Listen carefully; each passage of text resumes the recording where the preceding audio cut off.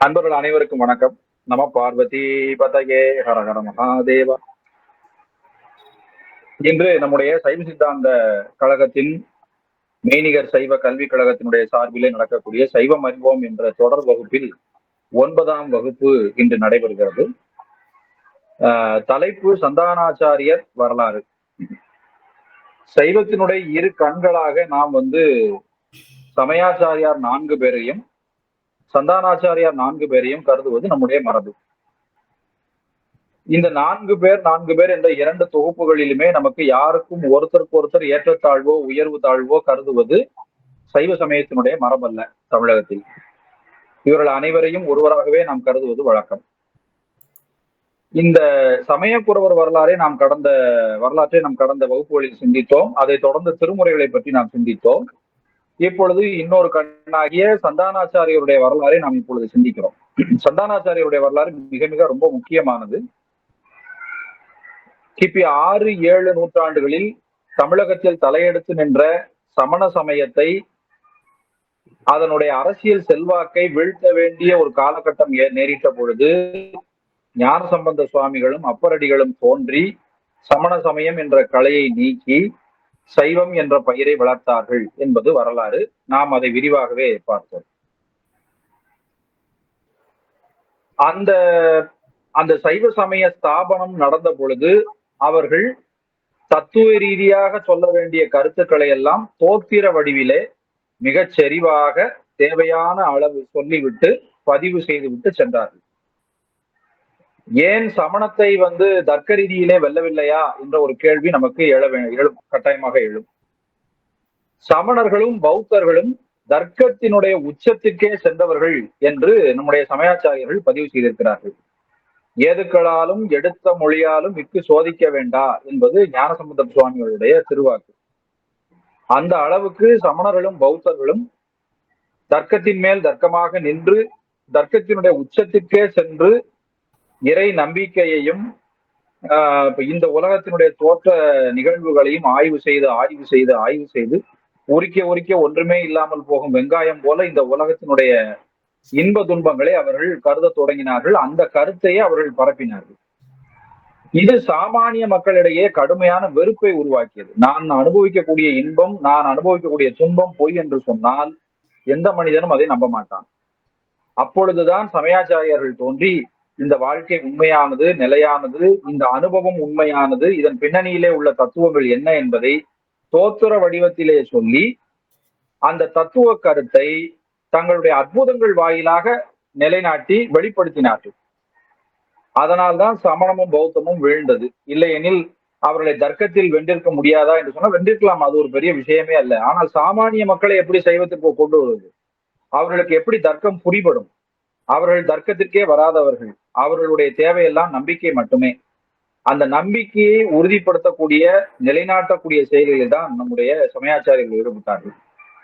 அந்த நம்பிக்கையை தர்க்க ரீதியாக மீண்டும் உறுதிப்படுத்தியவர்கள் சந்தானாச்சாரியர்கள். இவர்கள் முழுவதும் தங்களுடைய வாழ்க்கையை சைவ சித்தாந்தத்தை தத்துவ ரீதியாக நிலைநாட்டுவதிலும் தர்க்க ரீதியாக நிலைநாட்டுவதிலும் அவர்கள் ஈடுபட்டார்கள். இதிலே தலையாயவராகிய நம்முடைய மெய்கண்ட சிவத்தினுடைய காலம் 13ஆம் நூற்றாண்டு என்று உறுதி செய்யப்பட்டிருக்கிறது. அவருடைய காலம் கிபி 1230-40 தொடங்கி அவர் குறைந்தபட்சம் ஒரு 80 ஆண்டுகளாவது இருந்திருக்க வேண்டும் என்று நாம் யூகிக்க முடிகிறது. அவருடைய மாணாக்கராக 49 பேர் இருந்திருக்கிறார்கள் என்று பின்னாளில் சொல்கிறார்கள். அவர்களிலே தலையாயவராக அருணந்தி சிவாச்சாரியார் இருந்திருக்கிறார். மெய்கண்டாருடைய தத்துவ ஞான சிகரமாகிய 12 சூத்திரங்கள் அடங்கிய சிவஞான போதம் என்ற சூத்திரத்திற்கு முதல் பாஷ்யமாக எழுதப்பட்டதே சிவஞான சித்தியார் தான். அதை மிக அருமையாக அருணந்தி சிவாச்சாரிய சுவாமிகள் செய்திருக்கிறார்கள். இந்த சந்தானாச்சாரியருடைய வரலாற்றுக்கும் சமயாச்சாரியருடைய வரலாற்றுக்கும் அவை பதிவு செய்யப்பட்ட விதத்துக்கும் இடையிலே மிகப்பெரிய வித்தியாசங்கள் பதிவு செய்யப்பட்டிருக்கின்றன, வித்தியாசங்கள் இருக்கின்றன. சமயாச்சாரியருடைய வரலாற்றிலே அவர்கள் காலகட்டத்திலே நிகழ்ந்த வரலாற்று சம்பவங்கள் பதிவு செய்யப்பட்டிருக்கின்றன. அவர்கள் வாழ்ந்த காலகட்டங்களை சேர்ந்த வரலாற்று நிகழ்வுகள் பதிவு செய்யப்பட்டிருக்கின்றன. ஆனால் சந்தானாச்சாரியருடைய சமய வரலாறிலே அவ்வாறு நாம் காண முடியவில்லை. இதில் விதிவிலக்காக உமாபதி சிவாச்சாரியார் தம்முடைய சங்கல்ப நிராகரணம் என்ற அந்த சாத்திரத்தை சிதம்பரத்திலே ஆயிரக்கால் மண்டபத்திலே அவர்கள் அரங்கேற்றிய பொழுது அது எப்பொழுது அரங்கேற்றப்பட்டது என்று ஒரு செய்யுளிலே பதிவு செய்திருக்கிறார்கள். அது மட்டும்தான் நமக்கு வரலாற்று குறிப்பு என்று ஒன்றே ஒன்று கிடைக்கிறது. இந்த உமாபதி சிவாச்சாரியார் செய்த சங்கல்ப நிராகரணம் பதிவு செய்யப்பட்ட அந்த ஆண்டினை கணக்கில் கொண்டு பின்னோக்கி சென்று பார்த்தால் மெய்கண்ட சிவாச்சாரிய சுவாமிகள் 1240-50களிலே வாழ்ந்திருக்கலாம் என்று நாம் யூகிக்க முடிகிறது. அதன் பிறகு ஏற்பட்ட சோழ பேரரசினுடைய வீழ்ச்சி, மெய்கண்டார் சோழ பேரரசினுடைய மிக உச்சகட்ட காலத்தில் வாழ்ந்தவர். அவருக்கு பிறகு சோழ பேரரசு கடுமையான வீழ்ச்சியை அடைந்து பாண்டியனிடம் தோல்வி உறுகிறது. அதன் பிறகு 100 ஆண்டுகள் பாண்டியன் இந்த தமிழ்நாடு முழுவதையும் ஆளுகிறார்கள் பாண்டியர்கள். அவர்களும் வீழ்ந்துபடுகிறார்கள். அவர்களுடைய வீழ்ச்சியின் போதுதான் மாலிகாப்பூர் என்ற வட இந்தியாவை சேர்ந்த ஒரு மாற்று மதத்தை சேர்ந்த ஒரு படையெடுப்பாளர் தமிழ்நாட்டிற்குள்ளே புகுகிறார். இன்னும் சொல்ல போனால் மிகச்சரியாக உமாபதி சிவாச்சாரியருடைய ஆயுளிலே தான் இது நடக்கிறது. அவர் வாழ்ந்திருந்த காலத்திலே தான் இது நடக்கிறது. ஆனால் எங்குமே நம்முடைய மெய்கண்ட உமாபதி சிவாச்சாரிய சுவாமிகளோ அவருக்கு பின்னால் வந்தவர்களோ அதை பற்றி ஓரிடத்தில் கூட அவர்கள் பதிவு செய்யவில்லை. இது மட்டுமல்ல, மெய்கண்டார் எப்பொழுது வாழ்ந்தார், அருணந்தி சிவாச்சாரியர் எப்பொழுது வாழ்ந்தார், மறைஞான சம்பந்த சிவம் என்ற உமாபதி சிவத்தினுடைய குருநாதர் அவர் எப்பொழுது வாழ்ந்தார் என்ற குறிப்புகள் எதுவுமே நமக்கு நேரடியாக கிடைக்கவில்லை. ஆனால் குரு பரம்பரை வழியாக இந்த குறிப்புகள் எல்லாம் பதிவு செய்யப்பட்டிருக்கின்றன. இவருடைய வரலாறுகள் எல்லாம் பதிவு செய்யப்பட்டிருக்கின்றன. இந்த வரலாற்றிலே இருக்கக்கூடிய உண்மை விஷயங்களை இப்பொழுது நம்முடைய அன்பர் மதுரையை சேர்ந்த சிவத்திரு முத்துமாணிக்கம் ஐயா அவர்கள் இப்பொழுது நமக்கு விரிவாக எடுத்துரைப்பார். ஐயா, ஆரம்பிக்கலாம். கைலாய பரம்பரையில் சிவஞான போத நெறிகாட்டும் என்னை பயில்வாய்மை மெய்கண்டான் சந்ததிக்கோர் மெய்ஞான பானுவாகி உயிலாரும் பொருள் திருவாவடு துறைவாள் குரு நமச்சிவாய தேவன் சைலாதி மரபுடையோன் திருமரபு நீடு உடிதலகமாதோ திருச்சிற்றம்பலம். எல்லாம் அல்ல அங்கேற்கண்மையுடன் உரை அளவாய் சொக்கநாத பெருமானினுடைய திருவள் துணை கொண்டும் திருக்கைலாய பரம்பரை திருவாவடுதுறை ஆதீன பிரதம ஆச்சாரிய மூர்த்திகளாக விளங்குகின்ற பஞ்சாக்கர தேசியம் குறிப்பிடுவது குருவரை துணை கொண்டும் நம்முடைய தொடர் சிந்தனையில இன்றைய சிந்தனையாக சந்தானக்கரவர்களினுடைய வரலாற்றினை நாம் தொடர்ந்து சிந்திக்க இருக்கின்றோம்.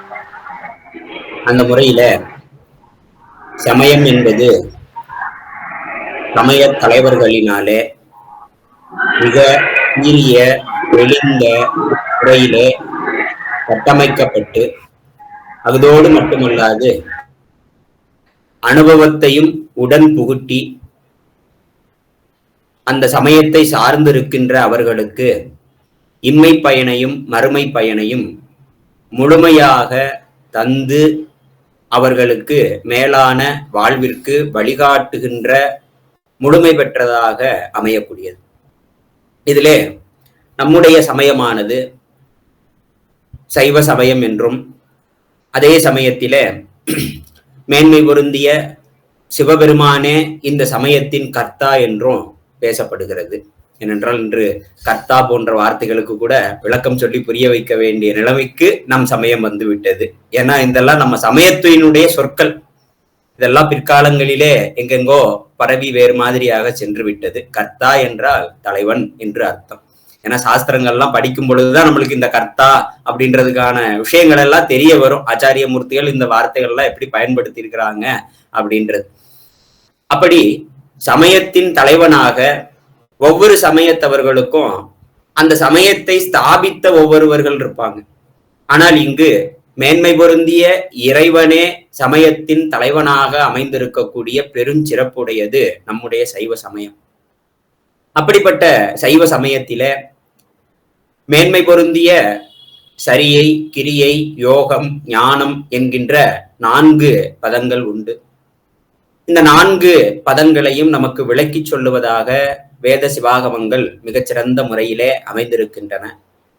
அதிலே நமக்கு ஞான பாதங்களினுடைய செய்திகளை விளக்கி கூறுவதாக அமைந்திருக்கக்கூடியவை நம்முடைய சித்தாந்த சாத்திரங்கள். அதாவது வடமொழியிலேயும் இந்த பதி பசு பாசமாகிய முப்பொருள் உண்மையினை எடுத்து சொல்லுகின்றதாகிய நூல்கள் அநேகம் உண்டு. வடமொழியிலே இருக்கக்கூடிய அஷ்டப்பிரகரணங்கள் போன்ற நூல்கள் கூட தமிழிலே மொழிபெயர்க்கப்பட்டிருக்கின்றன அப்படின்றதையெல்லாம் நம்ம தெரிந்து கொள்ளலாம். இப்படி வருகின்ற இந்த நிலையில ஒரு ஸ்திரமான ஒரு மரபு, ஏனென்றால் இப்பொழுது நாம் சந்தான ஆச்சாரியர்கள் என்று பார்க்கக்கூடியவர்களுடைய வரிசையில மெய்கண்ட தேவநாயனார் தொடங்கி உமாபதி சிவாச்சாரிய சுவாமிகள் வரைக்கும் கொண்டு வந்து அதன் பிறகு ஆச்சாரிய பரம்பரை அப்படியே நமக்கு தொடர்ந்து வந்து கொண்டே இருக்கிறது இப்பொழுது வரைக்கும். இதிலே நாம் ஆழமாக சிந்தித்து பார்த்தோம் என்றால் மெய்கண்ட தேவநாயனாருக்கு முன்பாக இந்த சைவ சித்தாந்த சாத்திரம் என்பது தமிழ்நாட்டிலே புழங்கவில்லையா, அல்லது பயன்பாட்டிலே இல்லையா, அல்லது புதிதாக கண்டுபிடிக்கப்பட்டதா என்பது போன்ற பல கேள்விகள் பலரும் பலவாறு வைத்துக் கொண்டு இருக்கின்றார்கள். அந்த முறையிலே நாம் முதலிலே தெரிந்து கொள்ள வேண்டிய விஷயம் என்ன அப்படின்னா, மிக அருமையான முறையில காலத்தால் முற்பட்டவராக விளங்குகின்ற நம்முடைய திருமூல தேவநாயனார் கற்பன கற்று கலைமண்ணும் மெய் யோகம் முற்பத ஞானம் முறைமுறை நன்னியே சொற்பதம் மேவி துரிசு அற்று மேலான தற்பரம் கண்டுள்ளோர் சைவ சித்தாந்தத்தாரே அப்படின்னு சொல்லிட்டு இந்த சைவ சித்தாந்தம் என்கின்ற வார்த்தையை முதலிலே திருமுறைகள் பயன்படுத்துகின்ற இடமாக இந்த திருமந்திரம் அமைந்திருக்கிறது. திருமூல தேவநாயனார் அருளி செய்திருக்கிறார். ஆகவே சைவ சித்தாந்தம் என்பதும் சைவ சித்தாந்த மரபு என்பதும் தொன்று தொட்டு காலம் காலமாகவே நம்முடைய தமிழகத்திலே மட்டுமல்ல இந்த பாரத தேசம் முழுவதுமே மிக பெரும்பான்மையாக கடைபிடிக்கப்பட்டு வந்து கொண்டிருக்கக்கூடிய ஒரு பழமையான ஒரு மரபு. ஏனென்றால் இன்று ஒவ்வொரு மரபிற்கும் ஒரு காலத்தை வைத்துக்கொண்டு எங்களுடைய மரபு 2000 வருடம் பழமையானது, எங்களுடைய மரபு 3000 வருடம் பழமையானது, இப்படின்ற மாதிரியான வாதங்களை எல்லாம் கொண்டு வந்து தருகின்ற பொழுது மெய்கண்ட தேவநாயனார் 12ஆம் நூற்றாண்டுக்கு தொடர்ச்சியாக அந்த பகுதிகளிலே இருந்தவர்கள் அப்படின்னு சொல்லுகின்ற பொழுது அப்ப எல்லாவற்றையும் விட பின்னாக இந்த மரபு தோன்றியதா என்பதான ஒரு ஐயம் நமக்குள்ள வந்துடக்கூடாது அப்படின்றதுக்காகத்தான் அடியேன் இந்த திருமந்திர பாடலை எடுத்துக்காட்டி அருளினேன். அதோடு மட்டுமல்லாது காலத்தால் முற்பட்டவராக விளங்குகின்ற நம்முடைய மாணிக்கவாசக பெருமானும் பத்திமையும் பரிசுமிலா பசு பாசம் அறுத்து அருளி பித்தன் இவன் என என்னை ஆக்குவித்து பேராமே சித்தம் எனும் தின்கயிற்றால் திருப்பாதம் கட்டுவித்த வித்தகனார் விளையாடல் விளங்குதில்லை கண்டேனே என்று மிக அருமையான முறையிலே இந்த பசு பாசம் பதி என்கின்ற அந்த சொற்றொடர்களை ஆசிரியர் பயன்படுத்தி இருக்கிறார் அப்படின்றதையும் நாம் புரிந்து கொள்ளுதல் வேண்டும். அதே சமயத்தில மிகவும் காலத்துக்கு முற்பட்டவராக விளங்குகின்ற காரைக்கால் அம்மையார் அற்புத திருவந்தாதி என்கின்ற அந்த திரு அந்தாதி பகுதியில அறிவானும் தானே அறிவிப்பான் தானே அறிவாய் அறிகின்றான் தானே அறிகின்ற மெய்ப்பொருளும் தானே விரிசுடர் பார் ஆகாசம் அப்பொருளும் தானே அவன் என்று நமக்கு அருளி செய்திருக்கிறார். மிகவும் காலத்துக்கு முற்பட்டவராக விளங்குகின்ற காரைக்கால் அம்மையாரும் அறிவானும் தானே அறிவிப்பான் தானே அறிவாய் அறிகின்றான் தானே அறிகின்ற மெய்ப்பொருளும் தானே விரிசுடர் பார் ஆகாசம் அப்பொருளும் தானே அவன் என்கின்ற அற்புதமான சைவ சித்தாந்த கொள்கையினை மிக அருமையான முறையிலே இந்த திருப்பாடல்களிலே விளக்கி அருளி இருக்கிறார் அப்படின்றதையெல்லாம் நாம் முதலிலே உள்வாங்கி கொள்ளுதல் வேண்டும். ஏனென்றால் கொள்கை என்பது எப்பொழுதும் இருக்கக்கூடியது. அந்த கொள்கையை கடைபிடிக்கின்ற அவர்களிலே முதன்மையானவர்களாக அந்தந்த காலங்களிலே வருகின்றவர்கள் சமய தலைவர்களாக அந்தந்த காலங்களிலே கொல்லப்படுவார்கள் அப்படின்றதுதான் சமயங்களினுடைய அடிப்படை. சமயங்களினுடைய அடிப்படை என்று நம்ம பார்க்கின்ற பொழுது ரொம்ப அழகாகவே சைவ சித்தாந்தம் எடுத்து காட்டுகிறது. மானுட பிறவியிலே அகப்பட்டிருக்கின்ற உயிர்களை இறைவன் அத்தகைய மானுட சட்டையினை சாத்தி கொண்டு எழுந்தருளி வந்தே ஆட்கொண்டு அருளுகிறான் என்பது சகல வர்க்கத்து ஆன்மாக்களுக்கு இறைவன் செய்கின்ற அந்த குருவடிவாகிய திருவருளின் தன்மையை விளக்கி காட்டுகிறது. ஆகவே இந்த சைவ சித்தாந்த சாத்திரங்கள் என்பதும் இந்த சைவ சித்தாந்த சாத்திரங்கள் காட்டுகின்றதாகிய பதி பசு பாசமாகிய முப்பொருள் உண்மை என்பதும் நம்முடைய காரைக்கால் அம்மையார் காலம் தொடங்கி, ஏனென்றால் நமக்கு தெரிந்த விஷயங்களை அடிப்படையாக கொண்டு, ஏன்னா நான் ஆரம்பத்திலே சொல்லிட்டேன், சமயம் என்பது பிற சமயங்களைப் போல இவரால் உண்டாக்கப்பட்டது அவரால் உண்டாக்கப்பட்டது, இந்த காலம் தோற்றுவிக்கப்பட்டது அந்த காலம் தோற்றுவிக்கப்பட்டது என்கின்றதாகிய வாதங்கள் எல்லாம் சைவ சமயத்திலே கிடையாது. ஏனென்றால் இந்த சைவ சமயத்தினுடைய முழுமுதற் கடவுளாக யார் வணங்கப்படுகிறாரோ அவராலேயே இந்த சமயமானது தோற்றுவிக்கப்பட்டது அப்படின்றதுதான் நம்முடைய சமயத்தினுடைய அடிப்படை கூற்று. இந்த கூற்றின் அடிப்படையிலே தான் நாம் எப்பொழுதும் சிந்தித்தும் பழக வேண்டும். ஏனையோர் ஆராய்ச்சி, கால ஆராய்ச்சி அப்படின்ற பேரில காலங்களை வைத்துக்கொண்டு ஒரு கணக்கினை இட்டு கொண்டு இருப்பார்கள். இது கால கணக்கிற்கு உட்பட்டதான விஷயம் அல்ல. ஏன் இப்படி சொல்லுகிறேன் என்றால் அதற்கு ஒரு ஆதாரம் என்ன அப்படின்னு சொல்லி பார்த்துக்கிட்டா, சைவம் சிவனுடன் சம்பந்தம் ஆவது, சைவம் தனை அறிந்தே சிவம் சாருதல், சைவம் சிவம் அன்றி சாராமல் நீங்குதல், சைவம் சிவானந்தம் சாயுச்சமே அப்படின்னு சொல்லிட்டு நமக்கு ரொம்ப அழகான முறையில இந்த சைவமாவது சிவனுடன் சம்பந்தமாவது என்கின்றதான ஒரு நுட்பமான கருத்தினை நமக்கு திருமூல தேவநாயனார் ரொம்ப அழகான முறையிலே எடுத்துக்காட்டி அருளுகிறார். ஏன் திருமூல தேவநாயனாரை எடுத்துக்கொள்கிறோம் என்றால், திருமூல தேவநாயனாருடைய காலம் என்பது மிகவும் தொன்மையானது அப்படின்றதுல நமக்கு எந்த சந்தேகமும் வராது. ஏன்னா புதிதா வந்திருக்கக்கூடிய ஒரு ஆசிரியர்களுடைய கருத்தை எடுத்து சொல்லுகின்ற பொழுது பின்னே வந்தவர், அதனால ஒரு தெளிவான ஒரு கொள்கை வரையறுக்கப்பட்ட பின்பு ஒரு ஆசிரியர் வருகிறார் என்றால் அந்த ஆசிரியர் அந்த கொள்கையைத்தான் வலியுறுத்தி பேசுவார். அதற்கு முன்னாடி இருக்கக்கூடிய விஷயங்களை எல்லாம் விட்டுடுவார் அப்படின்ற மாதிரி இன்றைய நவீன கல்வியியல் நமக்கு ஒரு மாதிரியான போதனை செய்து வைத்திருக்கிறது.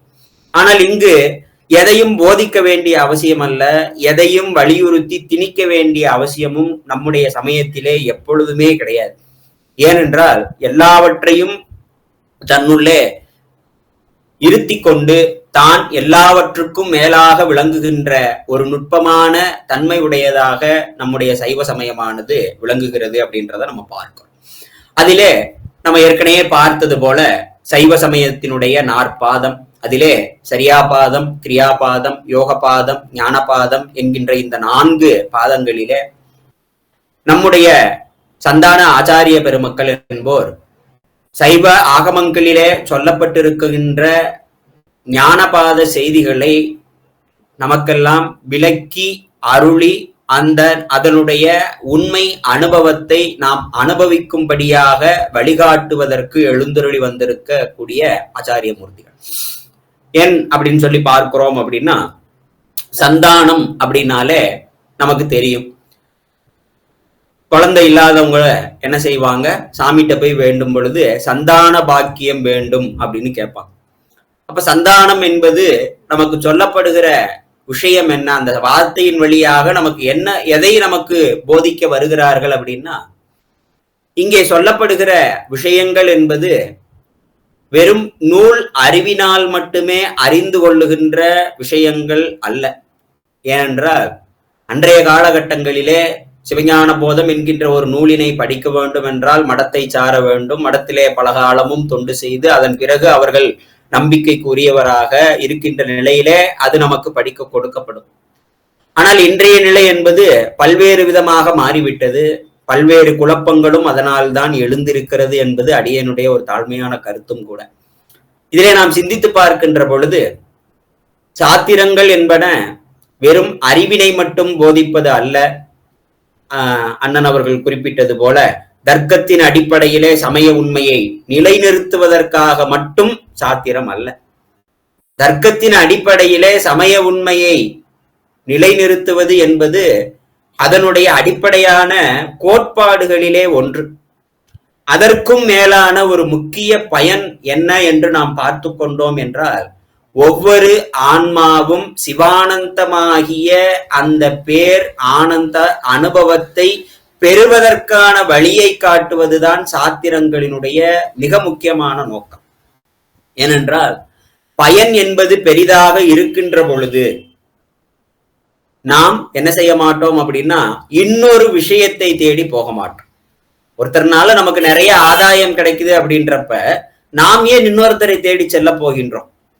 அதுதான் இங்க நம்ம அடிப்படையாக புரிந்து கொள்ள வேண்டியதான விஷயம். ஆகவே அறிவுபூர்வமான நிலையில பதி பசு பாசம் என்கின்ற முறையில இந்த உலகம், இந்த உடல், இந்த உடலினுள்ளே வாழுகின்றதான உயிர், இந்த உயிருக்கு உயிராய் விளங்குகின்றதாகிய சிவபரம்பொருள், அப்படிப்பட்ட இந்த 3 பொருள்களையும் ஒருங்கிணைத்து, இந்த 3 பொருள்களும் ஒருங்கிணைந்து ஒரே நிலையிலே அதனுடைய தன்மை மாறாதபடிக்கு செயல்பட்டு கொண்டிருக்கின்றன. இதிலே ஒவ்வொரு பொருளினுடைய தன்மையினையும் உள்ளவாறு கண்டு அதிலிருந்து நீங்கி ஒரு உயிரானது சிவபரம்பொருளை சார்ந்து அந்த மேலான பேரின்பத்தை பெறுவது எப்படி என்பதான தீர்க்கமான வழியினை காட்டுவது இந்த சித்தாந்த சாத்திரங்களினுடைய தனிச்சிறப்பு. என்ன செய்கிறது? தீர்க்கமான வழி. ஏன் இது தீர்க்கமான வழி என்றால், மிக நுட்பமான முறையில ஏற்கனவே அடியேன் குறிப்பிட்டது போல மெய்கண்ட தேவநாயனார் காலத்திற்கு முன்பே நமக்கு திருவுந்தியார், திருக்களிற்றுப்படியார் என்று சொல்லுகிற 2 சைவ சித்தாந்த நுட்பங்களை போதிக்கக்கூடிய நூல்கள் உண்டு. இதற்கு முன்னாக ஞானாமிர்தம் என்கின்ற ஒரு நூலினையும் நாம் என்ன செய்கிறோம் அப்படின்னா, காலத்தால் முந்தியது. யாருடைய காலத்துக்கு முந்தியது அப்படின்னா, மெய்கண்ட தேவநாயனாருடைய காலத்திற்கு முந்தியது என்று நாம் எடுத்து காட்டுகிறோம். இப்படிப்பட்ட இந்த நிலையில இவற்றிலெல்லாம் இல்லாத ஒரு தனிச்சிறப்பு நம்முடைய மெய்கண்ட தேவநாயனார் அருளி செய்த சிவஞான போதத்திலே பொதிந்திருக்கிறது. என்ன அப்படின்னு சொல்லி நம்ம பார்த்து கொண்டோம் என்றால், அது மிகவும் முழுமையாக, நுட்பமாக, அதே சமயத்திலே எளிமையான முறையிலே மாணாக்கர்களுக்கு அந்த சிவானந்தமாகிய பேரனுபவத்தை அடைவதற்கு வழிகாட்டுகின்றது முழுமையாக. ஏனைய திருவுந்தியார், திருக்களிற்றுப்படியார் போன்ற நூல்கள் மேன்மை பொருந்திய அணைந்தோர் தன்மையிலே விளங்குகின்ற விஷயங்களை பெரும்பான்மையாக விளக்கிச் செல்வதாக அமைந்திருக்கிறது. அதே சமயத்துல ஞானாமிர்தம் என்கின்ற நூல் நமக்கு முழு பகுதியாக நமக்கு கிட்டவும் இல்லை. அதனுடைய ஞானபாதம் மட்டும்தான் நமக்கு கிட்டி இருக்கிறது அப்படின்றதெல்லாம் வரலாற்று செய்திகள் அப்படின்றத நம்ம பார்க்கிறோம். இந்த வகையில மெய்கண்ட தேவநாயனார் அவருடைய நூலாக விளங்குகின்ற சிவஞான போதமே சைவ சித்தாந்த சாத்திரங்களினுடைய அதே நிலை, சைவ சித்தாந்த சாத்திரங்களினுடைய தலையாய நூலாகவும், அதே சமயத்திலே 28 ஆகமங்களினுடைய வடித்து எடுக்கப்பட்ட தெல்லிய பொருள் உண்மையை உள்ளவாறு போதிப்பதாகவும் அமைந்திருக்கிறது அப்படின்றத நாம் மனதிலே நன்றாக இருத்தி கொள்ளுதல் வேண்டும். இதுல நமக்கு எந்த குழப்பமும் வந்துடக்கூடாது. அதே சமயத்திலே இந்த சந்தானக்குறவர்கள் அப்படின்ற பொழுது, இது நம்முடைய தாய்மான சுவாமிகள் ரொம்ப அழகாக எடுத்து காட்டுவது போல வாழையடி வாழையென வந்த திருக்கூட்ட மரபு. மாணிக்கவாசக பெருமான் எடுத்து சொல்வது போல, அடியாரும் நீயும் கூடியிருக்கின்ற அந்த மருங்கே அடியேனும் வரும்படியாக உன்னுடைய திருவருளை செய்ய வேண்டும் அப்படின்னு மாணிக்கவாசக பெருமான் பல இடங்களிலேயும் பெருமானிடத்தே விண்ணப்பம் செய்வார். ஆகவே இந்த அனுபூதி நிலை என்பதும் இந்த அனுபூதி நிலையை நோக்கி நம்மை அழைத்து செல்லுகின்ற ஒரு மிகச்சிறந்த வழிகாட்டியாக நமக்கு சைவ சித்தாந்த சாத்திரங்கள் அமைந்திருக்கின்றன. அந்த முறையில நம்முடைய சந்தான ஆச்சாரியர்கள் அப்படின்ற பொழுது, இது நம்ம ஏற்கனவே பார்த்தது போல வாழையடி வாழையென வந்த திருக்கூட்ட மரபினுடைய தொடர்ச்சி. இந்த திருக்கூட்ட மரபானது எங்கிருந்து தொடங்குகிறது அப்படின்னு சொல்லி நம்ம பார்த்து கொண்டோம் என்றால், இந்த சந்தான பரம்பரை என்பது 2ஆக நமக்கு சொல்லப்படுகிறது. இதிலே அகச்சந்தான குறவர்கள் என்று ஒரு 4 உண்டு. அடுத்தபடியாக நாம் சிந்தித்து பார்த்தோம் என்றால் புறச்சந்தான குறவர்கள் என்று ஒரு 4 உண்டு. சைவ சமயத்தினுடைய ஒரு ஆழமான ஒரு நம்பிக்கையும் ஒரு ஆழமான ஒரு கோட்பாடும் நாம் சிந்தித்து பார்த்தோம் என்றால், நம்முடைய திருமூல தேவநாயனார் திரு கைலாயத்திலிருந்து இங்கு எழுந்தருளியவர். அது அவருடைய வரலாற்று குறிப்பிலேயே நாம் காணலாம். அகத்திய மாமுனிவரும் நம்முடைய சைவ சித்தாந்த சாத்திரங்களினுடைய தலையாய ஆச்சாரியர்களிலே ஒருவர். நம்முடைய மாதவ சிவஞான சுவாமிகள் கூட தமிழாசிரியராக யாரை குறிப்பிடுகிறார் என்றால் நம்முடைய அகத்திய மாமுனிவரையே குறிப்பிடுகிறார் அப்படின்றத நம்ம பார்க்கிறோம். அதே நிலையில அவரும் திரு கைலாயத்திலிருந்து இங்கு எழுந்தருளி வந்திருக்கிறார் அப்படின்றத நம்ம பார்க்கிறோம். இந்த வகைகளிலே இப்படி திருக்கைலாயத்திலிருந்து பல ஆச்சாரியர்கள் நம்முடைய இந்த தமிழ் மண்ணிற்கு எழுந்தருளுவது என்பது தொன்று தொட்டு நடக்கக்கூடியதான ஒரு செயல். இதை நாம் முதலிலே தெளிவுபடுத்தி கொள்ள வேண்டும். ஏனென்றால் பெரும்பான்மையான இந்த வரலாறுகள் ஒரு கதை போக்கிலேயே சொல்லி நம்மளுடைய புத்தியை மழுங்கடிக்க செய்கிறார்கள். இது கதை போக்கு கிடையாது. கேட்பவர்கள் உணர்ச்சி வசமா இருக்கணும், ஒரு உணர்ச்சி பெருக்கோட இருக்கணும்ன்றதுக்காக அந்த மாதிரி சொல்லக்கூடிய இட்டுக்கட்டி சொல்லக்கூடிய கதைகளும் இது கிடையாது. எது நடந்திருக்கிறதோ அதற்கு உண்டானதான விஷயங்களாக மரபாக சொல்லப்படுகிற விஷயங்களை மட்டுமே அடியேன் முன்வைக்கின்றேன். அந்த முறையிலே நாம் பார்த்து கொண்டோம் என்றால் திருமூலதேவநாயனாருடைய வருகை என்பதும் சுந்தரமூர்த்தி சுவாமிகளுடைய வருகை என்பதும் மீளவும் அவர் இங்கு இருந்து திரு கைலாயத்துக்கு செல்வது என்பதும் அவருடனே சேரமான் பெருமான் என்கின்ற களரிற்றறிவார் நாயனார் செல்வது என்பதும் அவருக்கு முன்னாடியே பெருமழலை குறும்ப நாயனார் செல்வது என்பதும் இவைகளெல்லாம் தொன்று தொட்டு நடக்கக்கூடிய சைவ சமயத்தினுடைய ஒரு மரபார்ந்த செயல்பாடுகள். ஏனென்றால் இதுக்குள்ள நம்ம ஆளுகளுக்கே பெரிய கேள்வி கேட்பாங்க, கைலாயத்திலிருந்து எப்படி வந்தாரு, அதெல்லாம் நம்புற மாதிரியா இருக்குது, ஏதோ நீங்க சொல்றீங்க நாங்க கேட்கிறோம். ஏனென்றால் இன்றைய நவீனத்துவமான கல்வி என்பது நமக்கு நம்மளுடைய மரபுகளை நாம் மதிக்காத வகையிலேயும் நாம் மரபு சார்ந்த விஷயங்களை நம்பிக்கை இல்லாத வகைக்கு நம்முடைய அறிவை என்ன செய்கின்றன அப்படின்னா பேதலிக்கும்படியாக வைத்திருக்கின்றன. இதெல்லாம் யாரு நம்புறது அப்படின்னு இன்னைக்கு இருக்க குழந்தை நம்மள்ட்ட கேட்கக்கூடிய நிலைமையில இருக்கிறோம். இப்படிப்பட்ட நிலையில இந்த கைலாயத்திலிருந்து வருவதும் இங்கிருந்து மீளவும் கைலாயத்துக்கு செல்லுவது என்பதும் நம்முடைய சைவ மரபிலே தொன்று தொட்டு காட்டப்பட்டு வருகின்றதாகிய ஒரு மிகப்பெரிய உண்மை செய்தி அப்படின்றத நம்ம அடிப்படையாக புரிந்து கொள்ள வேண்டும். இப்படிப்பட்ட நிலையில திருக்கைலாயத்திலே நீங்கள் ஆகமங்கள் ஒரு அறிமுகம் என்கின்ற வகுப்பிலே ரொம்ப அழகாக பல விஷயங்களை சொல்லி இருப்பார்கள். 28 ஆகமங்களினுடைய தோற்றம் எப்படி, அந்த தோற்றத்தின் வழியே யார் யாருக்கெல்லாம் இந்த ஆகமங்கள் உபதேசம் செய்யப்பட்டன அப்படின்றதெல்லாம் வரிசையாக சொல்லி கொண்டு வருகின்ற பொழுது இதிலே ஒரு சிலருக்கு ஒரு சில ஆகமங்கள் மட்டும் உபதேசம் செய்யப்பட்டன, ஒரு சிலருக்கு 28 ஆகமங்களும் உபதேசம் செய்யப்பட்டன அப்படின்ற செய்திகள் எல்லாம் நமக்கு தொடர்ந்து சொல்லிக்கொண்டே வருகின்ற நிலையை நம்ம பார்க்கலாம். அந்த ஆகமங்கள் ஒரு அறிமுகம் மிகவும் அற்புதமான தமிழிலே எழுந்திருக்கக்கூடிய ஒரு நூல். நேரம் கிடைக்கின்ற பொழுது ஒவ்வொரு பகுதியாக வாசித்து பாருங்க. மொத்தமா வாசிச்சு பார்க்காம ஒவ்வொரு பகுதியா இதுக்குள்ள என்ன சொல்றாங்க அப்படின்றத வாசிச்சு பாருங்க. அது நமக்கு ரொம்ப தெளிவான ஒரு பார்வையை நிச்சயமாக கொடுக்கும். அதே நிலையில நம்ம பார்த்து கொண்டோம் என்றால் இந்த 28 ஆகமங்களும் சிவாகமங்களும் உபதேசமாக செய்யப்பட்டிருக்கக்கூடியவர் ஸ்ரீகண்ட ருத்ரர். அந்த ஸ்ரீகண்ட ருத்ரரிடத்தே என்ன செய்கின்றார்கள் அப்படின்னா நந்தியம்பெருமான் பணிந்து வணங்கி நின்று 28 ஆகமங்களையும் உபதேசமாக பெற்றுக்கொள்ளுகிறார். என இந்த வரலாறுகள் நமக்கு திரு ஐயாற்றிலே இருந்து ஆரம்பிக்குது. திரு ஐயாற்றிலே நந்தியம்பெருமான் திரு அவதாரம் செய்தார், அங்கிருந்து தவம் செய்து வழிபட்டு அதன் பிறகு பெருமான் என்ன செய்கின்றார் அப்படின்னா திரு கைலாயத்தை அடைகின்றார். அங்கு திரு கைலாயத்திலே அங்கு பெருமானினுடைய அந்த திருவாயில் காக்கின்றதாகிய அந்த அரும்பெரும் பணியினை மேற்கொண்டிருக்கின்ற பொழுது இதை நமக்கு உமாபதி சிவாச்சாரிய சுவாமிகள் ரொம்ப அழகாகவே எடுத்துக்காட்டி அருளுவார். தேவர் பிரான் வளர் கையிலை காவல் பூண்ட திரு நந்தி அப்படின்னு அவருடைய அந்த தன்மையை எடுத்து காட்டுவார். அந்த கைலையம்பதியிலே அவர் எழுந்தருளி இருக்கின்ற அந்த நிலையில அவருடைய பரிபக்குவ நிலையினை ஆராய்ந்து பெருமானினுடைய திரு ஆணைக்கிணங்க ஸ்ரீகண்ட ருத்ரரானவர் நம்முடைய நந்தியம்பெருமானுக்கு இந்த 28 ஆகமங்களையும் உபதேசமாக செய்து அருளினார்.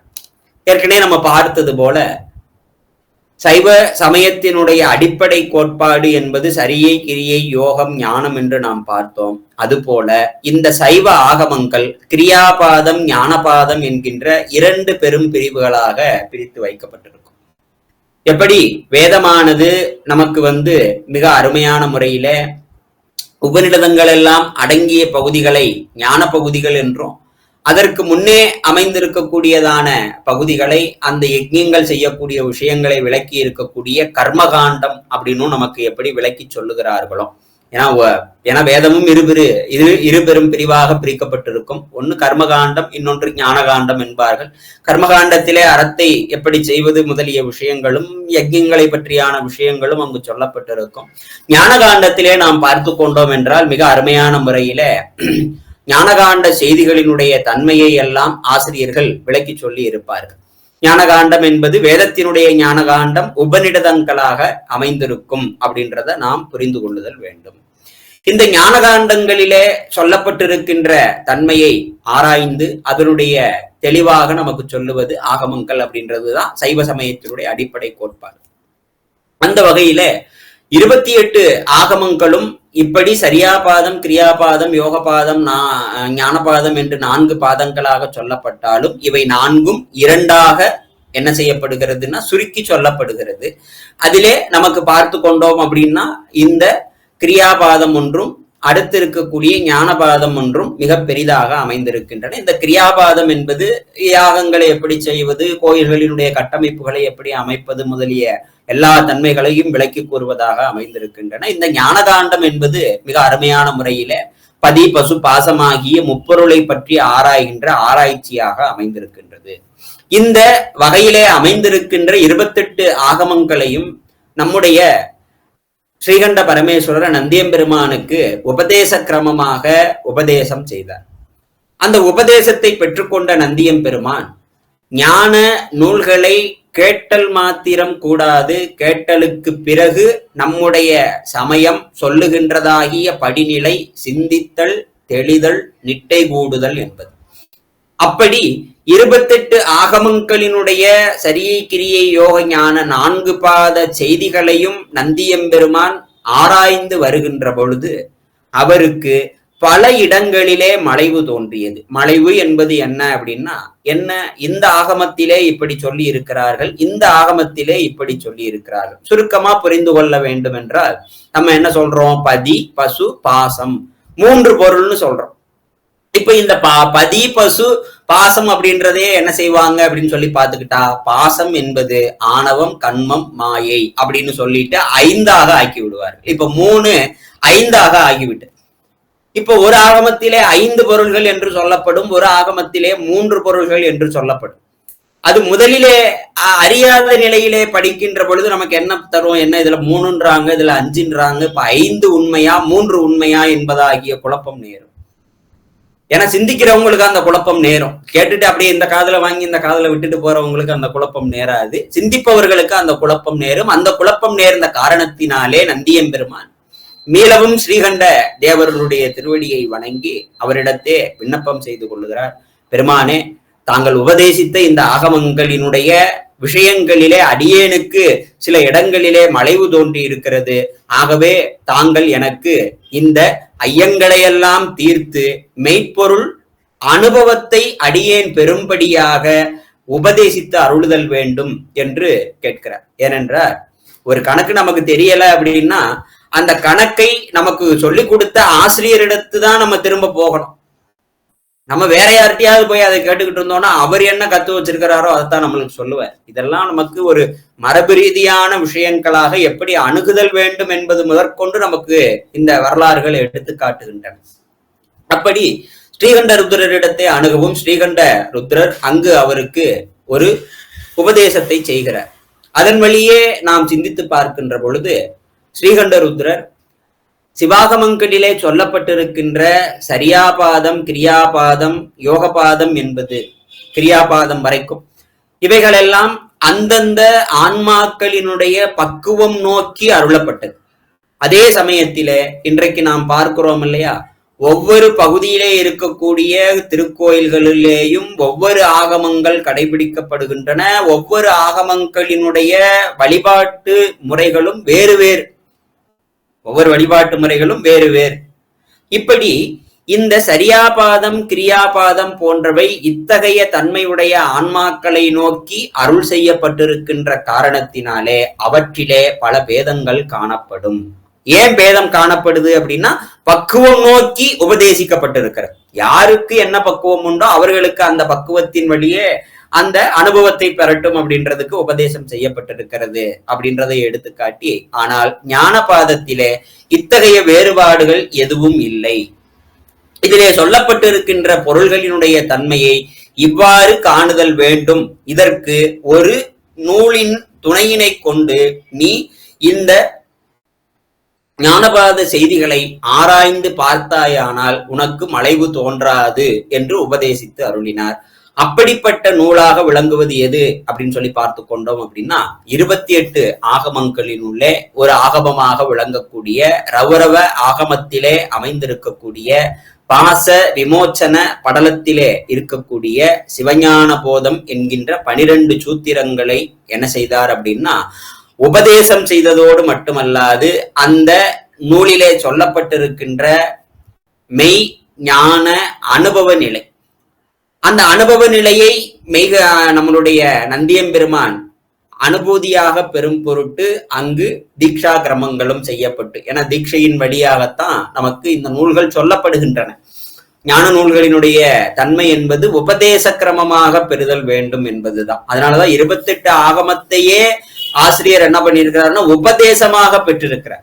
நம்ம இன்னைக்கு ஆசிரியரா உட்கார்ந்து சொல்லிக்கிட்டு இருக்கிறோம், அது ஒரு வகையில நமக்கு பொருத்தம் இல்லாததுதான் அப்படின்னாலும், இங்கு நமக்கு சைவ நூல்கள் என்றாலே அவைகள் உபதேச கிரமமாகத்தான் பெறப்பட வேண்டும் அப்படின்றதான ஒரு சம்பிரதாயத்தை இங்கு எடுத்து காட்டுகிறார்கள். அதனாலதான் புராண பாடன விதி இந்த மாதிரியான விதிகள் எல்லாம் மிகவும் விரிவாகவே நமக்கு அந்த புராணங்களை எப்படி பாராயணம் செய்ய வேண்டும் அப்படின்றதான விஷயங்களை எல்லாம் எடுத்து சொல்லி இருக்கின்றன. அவைகள் இருக்கட்டும். இப்படி சிவஞான போதத்தினுடைய தன்மையை ஆசிரியர் ஸ்ரீகண்ட ருத்ரர் நம்முடைய நந்தியம்பெருமானுக்கு இவ்வாறு உபதேசிக்க, இந்த நிலையிலே நந்தியம்பெருமான் அந்த சிவஞான போதத்தினுடைய 12 சூத்திரங்களினுடைய உண்மை பொருளை உள்ளவாறே சிந்தித்து அதன் தெளிதலாகிய பயனிலே நின்று நிட்டை கூடுவதற்கு உரிய உபாயத்தோடு கூடி நின்று அந்த நிட்டை நிலையிலேயே நிலைத்து நின்றார். இப்படி நிற்கின்ற நிலையிலே அவருக்கு சீடர்களாக திருக்கைலாய மரபிலே வாழ்ந்திருந்தவர்களாகிய சத்தியஞான தரிசனிகள் போன்ற அந்த சீடர்கள் எல்லாம் அங்கு சேருகிறார்கள். அப்படிப்பட்ட அந்த வகைகளிலே நாம் பார்த்து கொண்டோம் அப்படின்னு சொல்லி நம்ம பார்த்தோம் அப்படின்னா, இதுக்கப்புறம் நமக்கு இந்த சனத்குமார முனிவர் அப்படின்றவங்க வர்றாங்க. இந்த சனத்குமார முனிவர் அப்படின்றவங்களுடைய வரலாறை நாம் சிந்தித்து பார்த்தோம் என்றால், பிரம்மாவினுடைய புத்திரர்களாக சனகர், சனத்குமாரர், சதானந்தர், சனத்குமாரர் அப்படின்னு இவங்க 4 பேர் பேசப்பட்டிருந்தாலும், இந்த 4 பேரும் தட்சிணாமூர்த்தி பெருமானினுடைய திருவடி கீழிருந்து அங்கு உபதேசம் கேட்டதான ஒரு வரலாறுகளும் உண்டு. இங்கு நந்தியம்பெருமானிடத்தே இந்த 4வரும் உபதேசம் கேட்டதான வரலாறுகளும் உண்டு. இப்படி 2 வரலாறுகளும் இருக்கிறதே. இதிலே வருகிற சத்தியஞானது, இதிலே வருகிற சனத்குமாரர் யாரு, அங்கே இருக்கின்ற சனத்குமாரர் யாரு அப்படின்னு சொல்லிட்டு நமக்கு பெரும் குழப்பம் ஏற்படும். இதை நாம் புரிந்து கொண்டு தெளிந்து கொள்வதற்கு ஒரே ஒரு விஷயம்தான் இந்த நந்தி அப்படின்றதான விஷயமும், ஸ்ரீகண்ட ருத்ரர் என்பதான விஷயமும், சனத்குமாரர் என்பதான விஷயமும் பதவி அப்படின்றத நாம் புரிந்து கொள்ளுதல் வேண்டும். அதுதான் நமக்கு ரொம்ப எளிமையாக நாம் புரிந்து கொள்வதற்கு அதுதான் வழி. ஏனென்றால் மேலே சொல்லப்படுகிற விஷயங்களிலே ரொம்ப ஆசிரியர் அழகாக உள்ளுக்குள்ள போகும் பொழுது, அதாவது சாத்திரங்கள்லாம் நீங்க படிக்கும் பொழுது உங்களுக்கு தெரியும், சம்புபட்சம் அணுப்பட்சம்னு 2ஆ பிரிச்சிருவாங்க. இந்த சம்புபட்சம் அணுப்பட்சம் அப்படின்றதான விஷயங்களுக்குள்ள சம்புபட்சம் என்பது பெருமானே நேரடியாக திருமேனி தாங்கி வருவது, அணுப்பட்சம் என்பது பக்குவமுடைய உயிருக்கு அத்தகையதான தன்மையினை கொடுத்து அவர்களின் வழியாக ஏனையோரை ஆட்கொள்வது. ஏனென்றால் எப்படி மாயையினுடைய தோற்றம் என்பது சூக்குமத்திலிருந்து தூளத்திற்கு விரிவடைந்து வருகிறதோ, இப்படி முதலிலே ஸ்ரீகண்ட ருத்திரர், அதன் பிறகு நந்தியம்பெருமான், அதன் பிறகு இந்த சனத்குமார முனிவர், அதன் பிறகு சத்தியஞான தரிசனிகள், அதன் பிறகு பரஞ்சோதி முனிவர் என்று இவர்களெல்லாம் தேவ பரம்பரையாக சொல்லப்படுகிறார்கள். அதாவது தேவர்கள் அப்படின்றதான நிலையிலிருந்து மிக உயர்ந்தோர்கள். இதை நல்லா நம்ம புரிந்து கொள்ள வேண்டும் அப்படின்னு சொல்லி நம்ம பார்த்துக்கிட்டோம் அப்படின்னா, பெரிய புராணத்தினுடைய ஆரம்பத்திலே நம்மளுடைய தெய்வ சேக்கிலார் பெருமான் நம்முடைய உபமன்யு முனிவரை அறிமுகப்படுத்துகின்ற இடங்களிலே பார்த்து கொண்டோம் என்றால், உபமன்யு முனிவரை சுற்றி பல்வேறு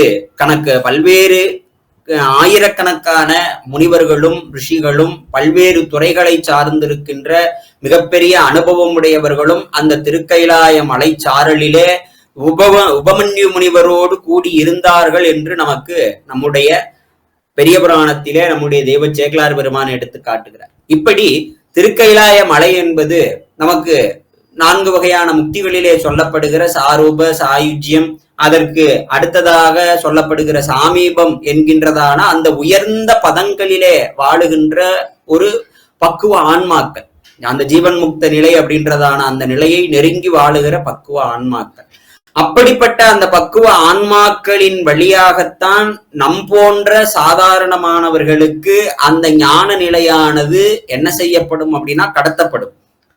இல்ல அப்படின்னா அது என்னவாகும்னா ஒரு செய்தியா மட்டும்தான் கடந்து போகும். அதாவது ஒரு ஆசிரியர் சிவஞான போதம் பாடம் எடுக்கிறதுக்கும் ஒரு ஆச்சாரியன் சிவஞான போதத்தை உபதேசம் பண்றதுக்கும் வித்தியாசம் நிறைய இருக்கு. அதை நாம் புரிந்து கொள்ளுதல் வேண்டும். வெறும் சிவஞான போதத்தை அறிவுபூர்வமாக சமயபூர்வமாக மட்டும் அணுகினால் சிவஞான போதத்தினுடைய பெருமை, அருமை, உயர்வு என்பது நமக்கு தெரியாமலே போயிடும் கடைசி வரைக்கும். சிவஞான போதத்தினுடைய தன்மை என்பது வேறு. ஆகவே இங்கு நமக்கு இந்த உயர்ந்த பக்குவமுடைய இவர்களின் வழியாகத்தான் என்ன செய்யப்படுகிறது அப்படின்னா பெருமானினுடைய நேரடி உபதேசமானது ஒவ்வொருத்தர் வழியாக நமக்கு அந்த திருவருள் கடத்தப்பட்டு வருகிறது காலம் காலமாக. ஏன்னா ஒவ்வொரு ஆன்மாக்களினுடைய காலங்கள் அப்படின்ற பொழுது திருநந்தி தேவர் அப்படின்றவரு திருவையாற்றிலே திருவவதாரம் செய்து அங்கு பெருமானை நோக்கி தவம் இருந்து திரும்பவும் அந்த நந்தி என்கின்ற பதத்தை அடைந்திருக்கிறார்னா அப்ப அதுக்கு முன்னாடி அந்த நந்தின்ற பதம் எப்படி இருந்தது அப்படின்றதான கேள்விகள் எல்லாம் எழும்படியாக அமைந்திருக்கும். அதனால இந்த வகையில நம்ம ஆராய்ந்து தெளிந்து இந்த இடத்தை நாம் தெளிவாக புரிந்து கொள்ளுதல் வேண்டும். இந்த முறையிலே நாம் சிந்தித்து பார்க்கின்ற பொழுது நந்தியம்பெருமானிற்கு பின்பு இந்த சனத்குமார முனிவர் முதலிய 4 நந்தியம்பெருமான் இந்த 28 ஆகமங்களினுடைய ஞானபாத செய்திகளை உபதேசிக்கிறார். ஞானபாத செய்திகளை உபதேசிக்கிறதோட மட்டுமல்லாது ஞானபாத செய்திகளினுடைய தன்மையை ஐயம் திரிபு இல்லாமல், ஏனென்றால் ஆசிரியர் நடத்தக்கூடிய பாடத்திலே மாணவனுக்கு சந்தேகம் இருந்தால் தேர்ச்சி அடைய முடியாது. ஆசிரியர் நடத்தக்கூடிய பாடத்தை மாணாக்கன் வேறு மாதிரியாக புரிந்து கொண்டான் என்றாலும் அந்த தேர்விலே அவன் தேர்ச்சி அடைய முடியாது. ஆகவே ஒரு ஆசிரியர் நடத்தக்கூடிய ஒரு சாதாரண ஒரு கணக்கையே நம்ம சந்தேகமும் இல்லாம வேற மாதிரி புரிந்து கொள்ளாமல் சரியானபடி புரிந்து கொண்டால் மட்டும்தான் அந்த கணக்கை நம்மால் செய்ய முடியும் என்று இருக்கின்ற பொழுது இது மிக நுட்பமான ஞான அனுபவ நிலைக்கு நம்மை அழைத்து செல்வது. இது புறத்தே நடக்கிற விஷயம் அல்ல, முழுவதும் அகத்தே நடக்கக்கூடியதான விஷயம். வெளியில நடக்கிற விஷயமெல்லாம் சிவஞான போதம் அல்ல, அகத்தே நடக்கக்கூடியதான விஷயங்கள் தான் சிவஞான போதம். அப்படிப்பட்ட அந்த நிலையில இந்த சனத்குமார முனிவர் போன்ற இவர்களுக்கு இந்த 4 நந்தியம்பெருமான் இந்த 28 ஆகமங்களினுடைய நுட்பமாக விளங்குகிற ஞானபாதத்தையும் ஞானபாத செய்திகளை தெளிவதற்குரியதான சூத்திரங்களாக விளங்குகிற சிவஞான போத சூத்திரங்கள் 12ஐயும் உபதேச கிரமமாகவும் அதே நிலையிலே அவைகள் எப்படி உபதேசம் செய்யப்பட வேண்டும் என்கின்றதான முறைமைகளின்படி தீட்சா கிரமமாக சிவஞான போதமானது உபதேசிக்கப்படுகிறது என்பதையும் நாம் நினைவிலே கொள்ளுதல் வேண்டும். நந்தியம்பெருமான என்ன பண்றாங்கன்னா 28 நூல்களை அப்படியே கையில கொடுக்கல, வாட்சி காட்டல. தீட்சா கிரமமாக, தீட்சா கிரமம் என்பது என்ன அப்படின்னு சொல்லி பார்த்துக்கிட்டோம் அப்படின்னா, ஒரு ஆசிரியர் இருக்கிறாரு அப்படின்னா ஒரு மாணாக்கனுக்கு ஒரு விஷயத்தை சொல்லிக் கொடுப்பதற்கு முன்பு அந்த ஆசிரியர் அந்த மாணவனை கொஞ்சம் பரிசோதித்து பார்ப்பார். இவனுக்கு இந்த விஷயத்தை கொடுத்தால் சரியாக வருமா அப்படின்னு. அப்படி பரிசோதித்து பார்த்தல் என்பது எதற்கு அப்படின்னா கொடுக்கின்ற விஷயத்தை அவன் புரிந்து கொள்ளுகிற தகுதியோடு இருக்கிறானா என்பது முதல் பரிசோதனை. அடுத்து அதை அவன் காலம்பூராம் வைத்து காப்பானா என்பது 2வது தன்மை. ஆகவே இந்த தீட்சை என்பது என்ன அப்படின்னா மல பரிசோதனை செய்தல் என்பதுதான். அத்தகைய மல பரிசோதனை செய்கின்ற முறைமைகளிலே செய்து, ஏன்னா அத்துவா சுத்திகள் தான் அங்கு நமக்கு சொல்லப்படும், அவைகள் எல்லாம் விரிவாக உள்ளுக்குள்ள நம்ம சென்று பார்க்க வேண்டியதான விஷயங்கள். அப்ப இங்கு நமக்கு இந்த அத்துவா சுத்தியோடு தீட்கைகள் செய்து சாத்திரத்தை உபதேச கிரமமாக செய்து அந்த சாத்திரங்களிலே சொல்லப்பட்டிருக்கின்றதாகிய அனுபவத்தை பெரும் பொருட்டாக ஸ்ரீ பஞ்சாக்கர உபதேசமும் செய்யப்படுகிறது. இது 3 நடக்கணும். இந்த 3 நடக்காம சாத்திர உபதேசம் என்பது கிடையாது. அதனாலதான் தீட்சைகள்ல 7 வகையான தன்மைகள் உண்டு அப்படின்னு நமக்கு எடுத்துக்காட்டி ஸ்பரிச தீட்சை, நயன தீட்சை, வாசக தீட்சை, சாத்திர தீட்சை அப்படின்னு சொல்லிட்டு நமக்கு சாத்திரத்தை குருமுகமாக கேட்டல் என்பது சாத்திர தீக்கை என்று நமக்கு சொல்லப்படுகிறது அப்படின்றதையும் நாம் இந்த இடத்திலே நினைவில் கொள்ள வேண்டும்.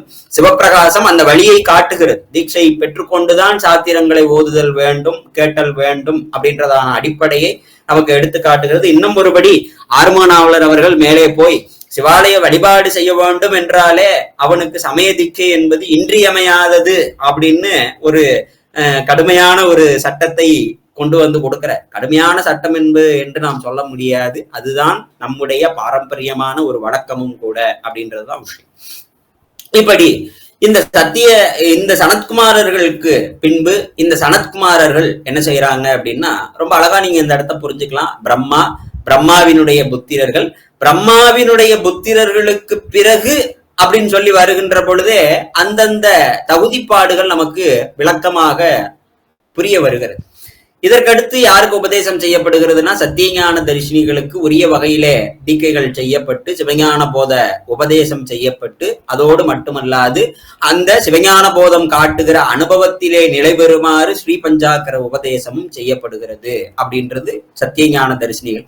இந்த சத்தியஞான தரிசினிகளுக்கு பிறகு நமக்கு பரஞ்சோதி முனிவர் என்பவருக்கு இந்த தீக்கைகள் செய்யப்பட்டு சாஸ்திர உபதேசம் சிவஞான போதம் செய்யப்பட்டு, அந்த சிவஞான போத அனுபவத்தை பெரும் பொருட்டாக ஸ்ரீ பஞ்சாக்கர உபதேசமும் செய்யப்பட்டு, அந்த அனுபூதி நிலையிலே அவரை இருத்தும்படியாக செய்தல், அதுதான் அங்கே இருக்கக்கூடியதான ஒரு விஷயம் அப்படின்றத நம்ம பார்க்கிறோம். இந்த செய்திகளை நமக்கு சிவப்பிரகாசம் என்கின்ற நூலின் வழியாக நமக்கு உமாபதி சிவாச்சாரிய சுவாமிகள் தான் முதலிலே எடுத்து காட்டி அருளுகிறார். ஏனென்றால் நம்மளுடைய சமயக்குறவர்களினுடைய வரலாறு எவ்வளவு தெளிவாக நமக்கு கிடைக்கப்பட்டிருக்கிறதோ அதற்கு எதிர்மாறாக நம்முடைய சந்தானக்குறவர்களினுடைய வரலாறு அமைந்திருக்கிறது. இவர்களுக்கெல்லாம் பிற்காலத்திலேதான் நம்முடைய சந்தானக்குறவர்கள் அப்படின்னு சொல்லி நம்ம பார்த்து கொண்டாலும் இவர்களுடைய வரலாறு அறிமுக உரையிலே அண்ணன் அவர்கள் சொல்லியது போல பிற்காலங்களிலே ஏற்பட்ட ஆட்சி மாற்றங்களினாலும் பல்வேறு விதமான சமய குழப்பங்களினாலும் இருட்டடிப்பு செய்யப்பட்டிருக்கிறது அப்படின்றத நம்ம பார்க்கிறோம். இந்த வகையில எப்படி இந்த காலத்தை நிர்ணயம் செய்வதற்கும் உமாபதி சிவாச்சாரிய சுவாமிகள் அருளி செய்த சங்கற்ப நிராகரணம் உதவி செய்கிறது அப்படின்றத அண்ணன் அவர்கள் எடுத்து சொன்னார்களோ, அது போல இந்த சந்தான பரம்பரை என்பதை நிர்ணயம் செய்வதற்கும் நமக்கு உமாபதி சிவாச்சாரிய சுவாமிகள் அருளி செய்த சிவப்பிரகாசம் என்கின்ற நூல்தான் என்ன செய்கிறது அப்படின்னா துணை செய்கின்றது. ஏனென்றால் இந்த வரிசை கிரமத்தை நமக்கு கொடுத்தது உமாபதி சிவாச்சாரிய சுவாமிகள் தான். இவங்கதான் முதல் இவருக்கு அடுத்து இவருக்கு அடுத்து அப்படின்னு சொல்லி இந்த மரபை காட்டியவர் நமக்கு உமாபதி சிவாச்சாரிய சுவாமிகள் தான். ஏனென்றால் அடியன் முன்னமே குறிப்பிட்டது போல நெய்கண்ட தேவநாயனாருடைய காலத்திற்கு முன்பே இந்த சைவ சித்தாந்த சாத்திர உண்மைகளை சொல்லுகின்ற நூல்கள் பல உண்டு, தமிழிலே எழுந்திருக்கின்ற நூல்களும் பல உண்டு. ஆயினும் இவைகளையெல்லாம் என்ன செய்கின்றன அப்படின்னா, ஒன்று முழுமையாக நமக்கு கிடைக்கவில்லை, இரண்டாவது அந்த ஞானபாதத்தினுடைய ஒரு சில பகுதிகளை மட்டும்தான் பேசுகின்றன. ஆனால் மெய்கண்ட தேவநாயனார் அருளி செய்த இந்த சிவஞான போதமும் அதை அடிபொற்றி வந்த பல்வேறு நூல்களும் என்ன செய்கின்றன அப்படின்னா, அந்த ஞானபாத செய்திகளினுடைய தன்மையை முதலிலிருந்து தொடங்கி நிறைவு வரைக்கும் முழுமையாக கொண்டு செல்லுகின்றன அப்படின்றதுதான் அதுல இருக்கிற விஷயம். ஆகவே சிவப்பிரகாசத்திலே நமக்கு சந்தானக்குறவர் என்கின்றதான அடிப்படையிலே தேவர் பிரான் வளர்கையிலை காவல் பூண்ட திரு நந்தி அவர் கணத்தோர் செல்வர் பாரில் பாவிய சத்திய ஞான தரிசினிகள் அடிசேர் பரஞ்சோதி மாமுனிகள் அப்படின்றது வரைக்கும், இந்த பரஞ்சோதி மாமுனிவர் வரைக்கும் நமக்கு என்ன சொல்லப்படுகிறது அப்படின்னு சொல்லி பார்த்துக்கிட்டோம் அப்படின்னா, தேவ பரம்பரை, அதாவது இப்பொழுது நம்ம சிந்தித்திருக்கின்ற செய்திகள் வரைக்கும் நமக்கு திரு கைலாயத்திலே நடந்து வந்திருக்கின்றதான விஷயங்கள். இவைகள் எல்லாமே எங்க உபதேச கிரமமா இருந்திருக்குது அப்படின்னா திருக்கைலாயத்துல நிகழ்ந்திருக்கக்கூடியதான உபதேசம். அதனால இவர்கள் அகச்சந்தான குறவர்கள் அப்படின்னு நமக்கு சொல்லப்படுவார்கள். அகச்சந்தான குறவர்கள், தேவ பரம்பரை அப்படின்றதான விஷயங்களும் சொல்லப்படுகின்றன. இதற்கு அடுத்தாற் போல நம்ம முன்னமே பார்த்தது மாதிரி கைலாயத்துக்கும் தமிழகத்துக்குமான ஒரு தொடர்பு அப்படின்றது அகத்திய மாமுனிவர் தொடங்கி திருமூல தேவநாயனார் தொடங்கி சுந்தரமூர்த்தி சுவாமிகளுடைய காலம் வருகையினை தொடங்கி இப்படி பல்வேறு காலங்களிலேயும் இந்த போக்குவரத்து என்பது நிரந்தரமாகவே நடைபெற்று கொண்டு வருகின்றதான ஒரு விஷயம் அப்படின்றத நம்ம முன்னாடி பார்த்தோம். அது மாதிரி இந்த பரஞ்சோதி முனிவரானவர் என்ன செய்கின்றார் அப்படின்னா, முன்னே இருக்கின்ற அகத்திய மாமுனிவரை தரிசிக்கும் பொருட்டாக எழுந்தருளுகிறார். அகத்திய மாமுனிவரை தரிசிக்கும் பொருட்டாக அவர் எழுந்தருளுகிறார். அப்படி எழுந்தருளுகின்ற அந்த நிலையில ரொம்ப அருமையான முறையில திருமுறைகளினுடைய தன்மையையும் அதே சமயத்தில திருமுறைகள் எக்காலத்துக்கும் பயன் தரக்கூடியது அப்படின்றதான ஒரு விஷயத்தையும் அதே நிலையில, ஏன்னா ஒரு ஆச்சாரியனுடைய அவதாரம் அப்படின்றது எப்படி இருக்கும் அப்படின்னா, அந்த சமயத்தினுடைய தன்மையை அவரு வந்து பேசி நிரூபணம் செய்யணும்ன்ற அவசியம் கிடையாது. அவர்கள் தோன்றுகின்ற பொழுதே அது ஒரு மங்களகரமான நிகழ்வாக இருக்கும். ஏன்னா அது தோன்றுகின்ற பொழுதே எப்படி ஒரு சரியான ஒரு பருவமுடைய மழைக்கால பருவங்களிலே மலர்கள் எப்படி இயல்பாக பூத்து கொடுக்குகின்றனவோ அது போல ஆச்சாரிய மூர்த்திகளினுடைய வருகை என்பது ரொம்ப ரொம்ப நுட்பமாகவும் அழகாகவும் அமைந்திருக்கும். திரு ஞானசம்பந்த பெருமானினுடைய திருவதாரத்தின் தன்மையை கோள்களோடெல்லாம் ஒப்பீடு செய்து நமக்கு நம்முடைய சேக்கிழார் பெருமான் அமைத்து காட்டியிருப்பார். அதுபோல ரொம்ப அழகாக நம்முடைய மெய்கண்ட தேவநாயனார் என்கின்ற தீக்ஷா திருநாமம் உடையவர் என்ன செய்கின்றார் அப்படின்னா, சோழ நாட்டில அதுக்கு பக்கத்துல இருக்கக்கூடிய தொண்டை நாட்டிற்கும் நடுவிலே இருக்கக்கூடிய நாடு, சோழ நாட்டுக்கும் தொண்டை நாட்டுக்கும் நடுவுல இருக்கக்கூடிய நாடு, அதனால அதை நடுநாடு என்று பழைய வழக்கத்திலே வழங்குவார்கள். அதிலே திருமுனைப்பாடி என்பது ஒரு நாடு. அந்த திருமுனைப்பாடி நடுநாட்டிலே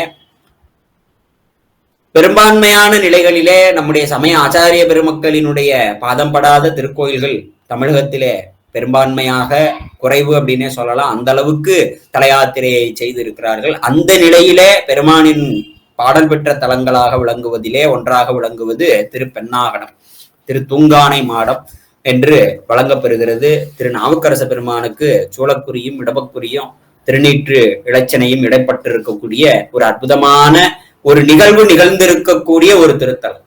அதை நாம் அடிப்படையாக கருத்திலே கொள்ளுதல் வேண்டும். ஏனென்றால் அந்த ஆச்சாரியர்களினுடைய அந்த அற்புதங்களினுடைய தொடர்ச்சி என்பது அங்கு வாழுகிற மக்களினுடைய ஒரு பெரு நம்பிக்கைக்குரியதான விஷயம். அத்தகையதான பெரு நம்பிக்கையிலே வாழுகின்ற ஒரு தன்மையிலே ஒரு சைவ மரபிலே சைவ வேளாளர் குலத்திலே அச்சுத கலப்பாளர் என்கின்ற ஒரு சைவ சான்றோர் வாழ்ந்து வந்தார். அவர் எப்படிப்பட்டவர் அப்படின்னு சொல்லி பார்த்து கொண்டோம் அப்படின்னா, அறநெறியிலே நின்று கொண்டு திருமண வாழ்வினை ஏற்றுக்கொண்டு சைவ நெறியிலே நின்று கொண்டு சிவ வழிபாடு, அடியார் வழிபாடு, ஆலய வழிபாடு என்பதிலே குறைவு இல்லாது அவர் அந்த வழிபாட்டு நெறியிலே நின்று வந்து கொண்டிருந்தார். இப்படி ஆகி கொண்டிருக்கின்ற நிலையிலே பல ஆண்டுகள் ஆகியும் குழந்தை பேறு இல்லாத காரணத்தினாலே திருத்துறையூரிலே வசித்து வருகின்ற தன்னுடைய குல குருவாக விளங்கக்கூடிய, இன்னைக்கு எப்படி நம்ம குழந்தை இல்லை அப்படின்னா ஜோசியர்கிட்ட போய் ஜாதகத்தை கொடுத்து இது எப்ப குழந்தை பிறக்கும் என்ன ஏதுன்ட்டு நம்ம கேட்க போறோம் இல்லையா? அது மாதிரி ஏன்னா இன்னைக்கு இருக்க சூழ்நிலையை கொஞ்சம் புரிந்து கொண்டு நம்ம செல்ல வேண்டியதாக இருக்கிறது. ஏன்னா குலகுருன்னா இருந்தாங்கன்னா அது ஏதாவது ஜாதி துவேஷமா அதுவா இதுவான்ட்டு இப்ப எதை பேசினாலும் ரொம்ப யோசிச்சு பேச வேண்டிய நிலைமைக்கு நம்மளை கொண்டு வந்து விட்டுட்டாங்க. அப்ப அங்கு குலகுருவாக இருந்தார்கள். இப்படி குலகுருக்களாக இருக்கக்கூடியதான வழக்கம் என்பது தமிழகத்திலே மிக தொன்மையான நிலையிலே பாரம்பரியமாகவே நடந்து வந்து கொண்டிருக்கக்கூடியதான ஒரு விஷயம். அந்த முறையிலே திருத்துறையூரை சார்ந்த சகல ஆகம பண்டிதர், அவருடைய திருநாமமாக நமக்கு அருணந்தி சிவாச்சாரியார் அப்படின்ற திருநாமம் தான் பெரும்பான்மையாக நமக்கு அறிமுகப்படுத்தப்பட்டு இருந்தாலும் அவருடைய திருநாமமாக சொல்லப்படுவது அப்படின்றது நமக்கு சதாசிவ பண்டிதர், சதாசிவ சிவாச்சாரியார் அப்படின்லாம் சொல்லப்படுகிறது அப்படின்றதையும் நம்ம பார்க்கிறோம். அதே சமயத்திலே அவர் நம்மளுடைய நம்பியாரூரர் பெருமானினுடைய முதல் திருமணத்திற்காக நிச்சயிக்கப்பட்டிருக்கக்கூடிய சடங்கவி சிவாச்சாரியாரினுடைய பரம்பரையிலே வந்திருக்கக்கூடியவர், 7வது தலைமுறையிலே தோன்றியவர் அப்படின்றதான செய்திகளை எல்லாம் கூட நமக்கு சிவஞான போத சிற்றுரை விளக்கங்களிலே அதனுடைய முன்னுரைகளிலே ஆசிரியர்கள் விரிவாக குறிப்பிடுகிறார்கள். இவைகளெல்லாம் அவர்களுடைய யூகத்தின் அடிப்படையில சொல்லுகின்றதான விஷயம். இந்த முறையிலே நாம பார்க்கின்ற பொழுது குலகுருவாக விளங்குகின்ற அவரிடத்தை அச்சுத கலப்பாளர் என்ன செய்கிறார் அப்படின்னா, இந்த மாதிரி பெருமானே இந்த மாதிரியான சூழ்நிலைகள் இருக்கிறது. ஆகவே குலகுருவாகிய தாங்கள் தான் என்ன செய்ய வேண்டும் என்றால் வழிகாட்டுதல் வேண்டும் என்றார். சைவ சமயத்தினுடைய அடிப்படை மாண்பு என்ன அப்படின்னு சொல்லி பார்த்து கொண்டோம் அப்படின்னா, வாளினும் சாவினும் வருந்தினும் உணர்ந்து கடல் விடுவேன் அல்லேன் என்பதுதான் நமக்கு திரு ஞானசம்பந்த பெருமான் காட்டி இருக்கக்கூடிய பெருவழி. அதனாலதான் பதிக பெருவழி அப்படின்ட்டு அந்த பதிகங்களினுடைய தன்மையை ஆசிரியர்கள் எடுத்து காட்டுவார்கள். திருப்பதிகங்கள் என்பது ஆச்சாரிய மூர்த்திகளினாலே அருளி செய்யப்பட்ட காலத்தில் மட்டும்தான் பயன் கொடுத்தது அப்படின்றது கிடையாது. அது எக்காலமும் பயன் தரக்கூடியது என்பதை திருஞான சம்பந்த பெருமான் அனல்வாதத்திலேயே நிரூபித்து காட்டுவார். அது ஒரு விஷயம் அப்படின்னாலும், நமக்கு அந்த ஆச்சாரிய மூர்த்திகளினுடைய வாக்கு என்பது எக்காலமும் சத்தியமாக இருக்கும். அதனாலதான் நிறைமொழி மாந்தர்தம் ஆணையின் கிளப்ப மறைமொழி மந்திரம் தானே அப்படின்ட்டுலாம் கூட நமக்கு அவைகள் எடுத்து காட்டப்படுகின்றன அப்படின்றத நம்ம பார்க்கிறோம். அந்த முறையில இங்கு இப்படி வந்து அடைந்திருக்கக்கூடிய தன்னுடைய மாணாக்கரினுடைய இத்தகைய நிலை கருதி இந்த சதாசிவ சிவாச்சாரியார் என்ன பண்றார் அப்படின்னா, தான் நித்தமும் வைத்திருக்கக்கூடிய, எதற்கு வைத்திருக்கிறார் அப்படின்னா பூசைக்கு வைத்திருக்கக்கூடிய திருமுறை சுவடிகள். ஏனென்றால் திருமுறை என்பது சிவபெருமானுக்கு ஆச்சாரிய மூர்த்திகளினாலே அமைக்கப்பட்டு இருக்கக்கூடிய சொற்கோயில். எப்படி நம்ம கட்டி வச்சிருக்கிற கற்கோயில்களிலேயும் பொற்கோயில்களிலேயும் மரக்கோயில்களிலேயும் பெருமான் எப்படி எழுந்தருளி இருக்கிறாரோ அது போல ஆச்சாரிய மூர்த்திகள் கட்டி வைத்திருக்கின்ற இந்த சொற்கோயிலிலேயும் பெருமான் எழுந்தருளி இருக்கிறார். அதனாலதான் திருமுறைகள் வேறு சிவபெருமான் வேறு என்று பிரித்து பார்க்கின்ற மரபு இல்லை. ஆகவேதான் திருமுறைகளை நாம் என்ன செய்கின்றோம் அப்படின்னா சிவமாகவே கருதி பூசிக்கின்ற வழக்கம் உண்டு. ஆகவே அந்த திருமுறைகளிலே கயிறு சாத்தி பார்த்து அங்கு வருகிற அந்த பாடலை சிவபெருமானே நம்முடைய வினாவிற்கு விடையாக அருளிய கருத்தாக கொள்ளுதல் என்பது சைவ சமயத்தினுடைய ஒரு தொன்மையான மரபு. இது இன்றைய காலம் மட்டும் இல்ல, ஞானசம்பந்த பெருமானுடைய அனல்வாதத்தின் பொழுதும் அவரும் கயிறு சார்த்தி தான் பார்க்கிறார். கயிறு சார்த்தி பார்க்கவும் தான் போகமார்த்த பொன்முளையால் என்கின்றதான அந்த திருப்பதிகம் வருகிறது. அந்த பதிகத்தை தான் நம்முடைய ஆச்சாரிய மூர்த்திகள் அனல்வாதத்தின் பொழுது அந்த அனலிலே இடுகிறார் அப்படின்றத நம்ம பார்க்கிறோம். அப்ப இந்த மரபு என்பதும் இந்த செயல் என்பதும் எங்கே தொடங்கி எங்கு வரைக்கும் தொடர்ந்து கொண்டே வருகிறது அப்படின்றத நம்ம எப்பயுமே மனசுல வச்சுக்கணும். ஏனென்றால் ஒவ்வொருத்தரும் ஒவ்வொரு மாதிரியாக சொல்லி பல குழப்பங்களை நமக்கு காட்டுவதற்கு தயாராக நம்முடைய சமயத்தை சார்ந்தவர்களே இருக்கிறார்கள். வேற ஒருத்தர் வேண்டியது நிச்சயமா இல்லை, நம்ம சமயத்தை சார்ந்தவர்களே இருக்கிறார்கள். அப்படிப்பட்ட இந்த நிலையில நம்முடைய சதாசிவ பண்டிதரானவர், அவருக்கு இன்னொரு சிறப்பு பெயரும் உண்டு. அவருடைய சிறப்பு பெயரான சகல ஆகம பண்டிதர். ஏனென்றால் அந்த அளவிற்கு ஆகமங்களினுடைய தன்மையை ஆச்சாரிய நம்முடைய சதாசிவ பண்டிதர் அவர்கள் ஆராய்ந்து கொண்டே இருப்பதிலேயே காலத்தை போக்கி இருக்கிறார். உதாரணமா சொல்லுகின்ற பொழுது, அவர் செல்லுகிற பொழுது அந்த காலத்துல மாட்டு வண்டி பயணம் தானே, அந்த பயணத்திலே வண்டி நிறைய சுவடிகளை ஏற்றி கொண்டு செல்வது அவருடைய வழக்கம் அப்படின்ட்டுலாம் கூட ஒரு சவி வழி, அதாவது கர்ண பரம்பரை கதை அப்படின்னு சொல்லுவாங்க இல்லையா, அந்த மாதிரியான செய்திகள் எல்லாம் கூட சொல்லப்பட்டு வருகின்றன அப்படின்றத நம்ம பார்க்கணும். இப்படிப்பட்ட இந்த நிலையில அச்சுத கலப்பாளரினுடைய வேண்டுகோளை ஏற்று சிவமாகவே கருதி வழிபடுகிற இதையும் நம்ம புரிந்து கொள்ள வேண்டும். ஒரு சிவாச்சாரியார் திருமுறைகளை சிவமாக கருதி நின்று வழிபடுகிறார். இதுதான் ஞானாசிரியர்கள் நமக்கு காட்டுகிற வாழ்வியல் முறை. சில பேர் இதுல இருந்து பாடம் கத்துக்கணும்னு சொல்லுவாங்க. பாடம் இல்லை இதுக்கு பேரு, இது வாழ்வியல். வாழ்வியலை நாம் வாழ்ந்துதான் நிரூபிக்க முடியுமே தவிர இது பாடம் நடத்தி புரிய வைக்க வேண்டிய விஷயம் கிடையாது. வாழ்வியலை வாழ்ந்துதான் நம்ம காட்ட முடியும், வாழ்ந்துதான் அதை நாம் அனுபவிக்க முடியும். பாடம் எடுத்து அதை நம்ம புரிய வைக்கிறதுன்றது, மாம்பழம் எப்படி இருக்கும் இனிப்பா இருக்கும்னு நான் சொன்னேன் அப்படின்னா நான் சாப்பிட்டிருக்கேன் அதனால நான் சொல்றேன், நீங்க சாப்பிடாத ஆள்கிட்ட இனிப்பா இருக்கும்னு சொல்லிக்கிட்டே இருந்தா எனக்கு அதனுடைய சுவை தெரியும், உங்களுக்கு கடைசி வரைக்கும் என்ன தெரியாது அப்படின்னா சுவையாக தெரியாது. எதிலே? பாடம் எடுப்பதிலே. ஆனால் வாழ்ந்து காட்டுவது என்பது மாம்பழத்தை உங்களுடைய கையிலே கொடுத்து உங்களையும் சுவைக்க சொல்வது, அதனுடைய தன்மை என்பது வேறு. எனக்கு என்ன அனுபவமோ அதே அனுபவம் தான் உங்களுக்கும் கிடைக்கும் அப்படின்றத நம்ம பார்க்கிறோம். அப்ப இத்தகைய தன்மையிலே கயிறு சார்த்தி பார்க்கிறார். அப்பொழுது அங்கு திருவெண்காட்டிலே பெருமான் அருளி செய்ததான அற்புதமான திருப்பதிகத்திலே ஒரு திருப்பதிகம், எப்படியெல்லாம் பெருமானினுடைய திருவருள் வாய்க்கப்பட்டிருக்கிறது என்பதை நாம் பார்க்க வேண்டும். பேயடையா பிரிவு எய்தும் பிள்ளையினோடு உள்ள நினைவு ஆயினவே வரம் பெறுவர் ஐயுற வேண்டா ஒன்றும். ஞானசம்பந்த பெருமான் இவர்களினுடைய விண்ணப்பத்திற்கு அப்படி நேரடியாக பெருமான் அங்கு பதில் கொடுக்கிறார். பேய் அடையாது, அடைந்திருந்தால் பிரிவு எய்தும், பிள்ளையினோடு உள்ள நினைவு ஆயினவே வரம் பெறுவர்.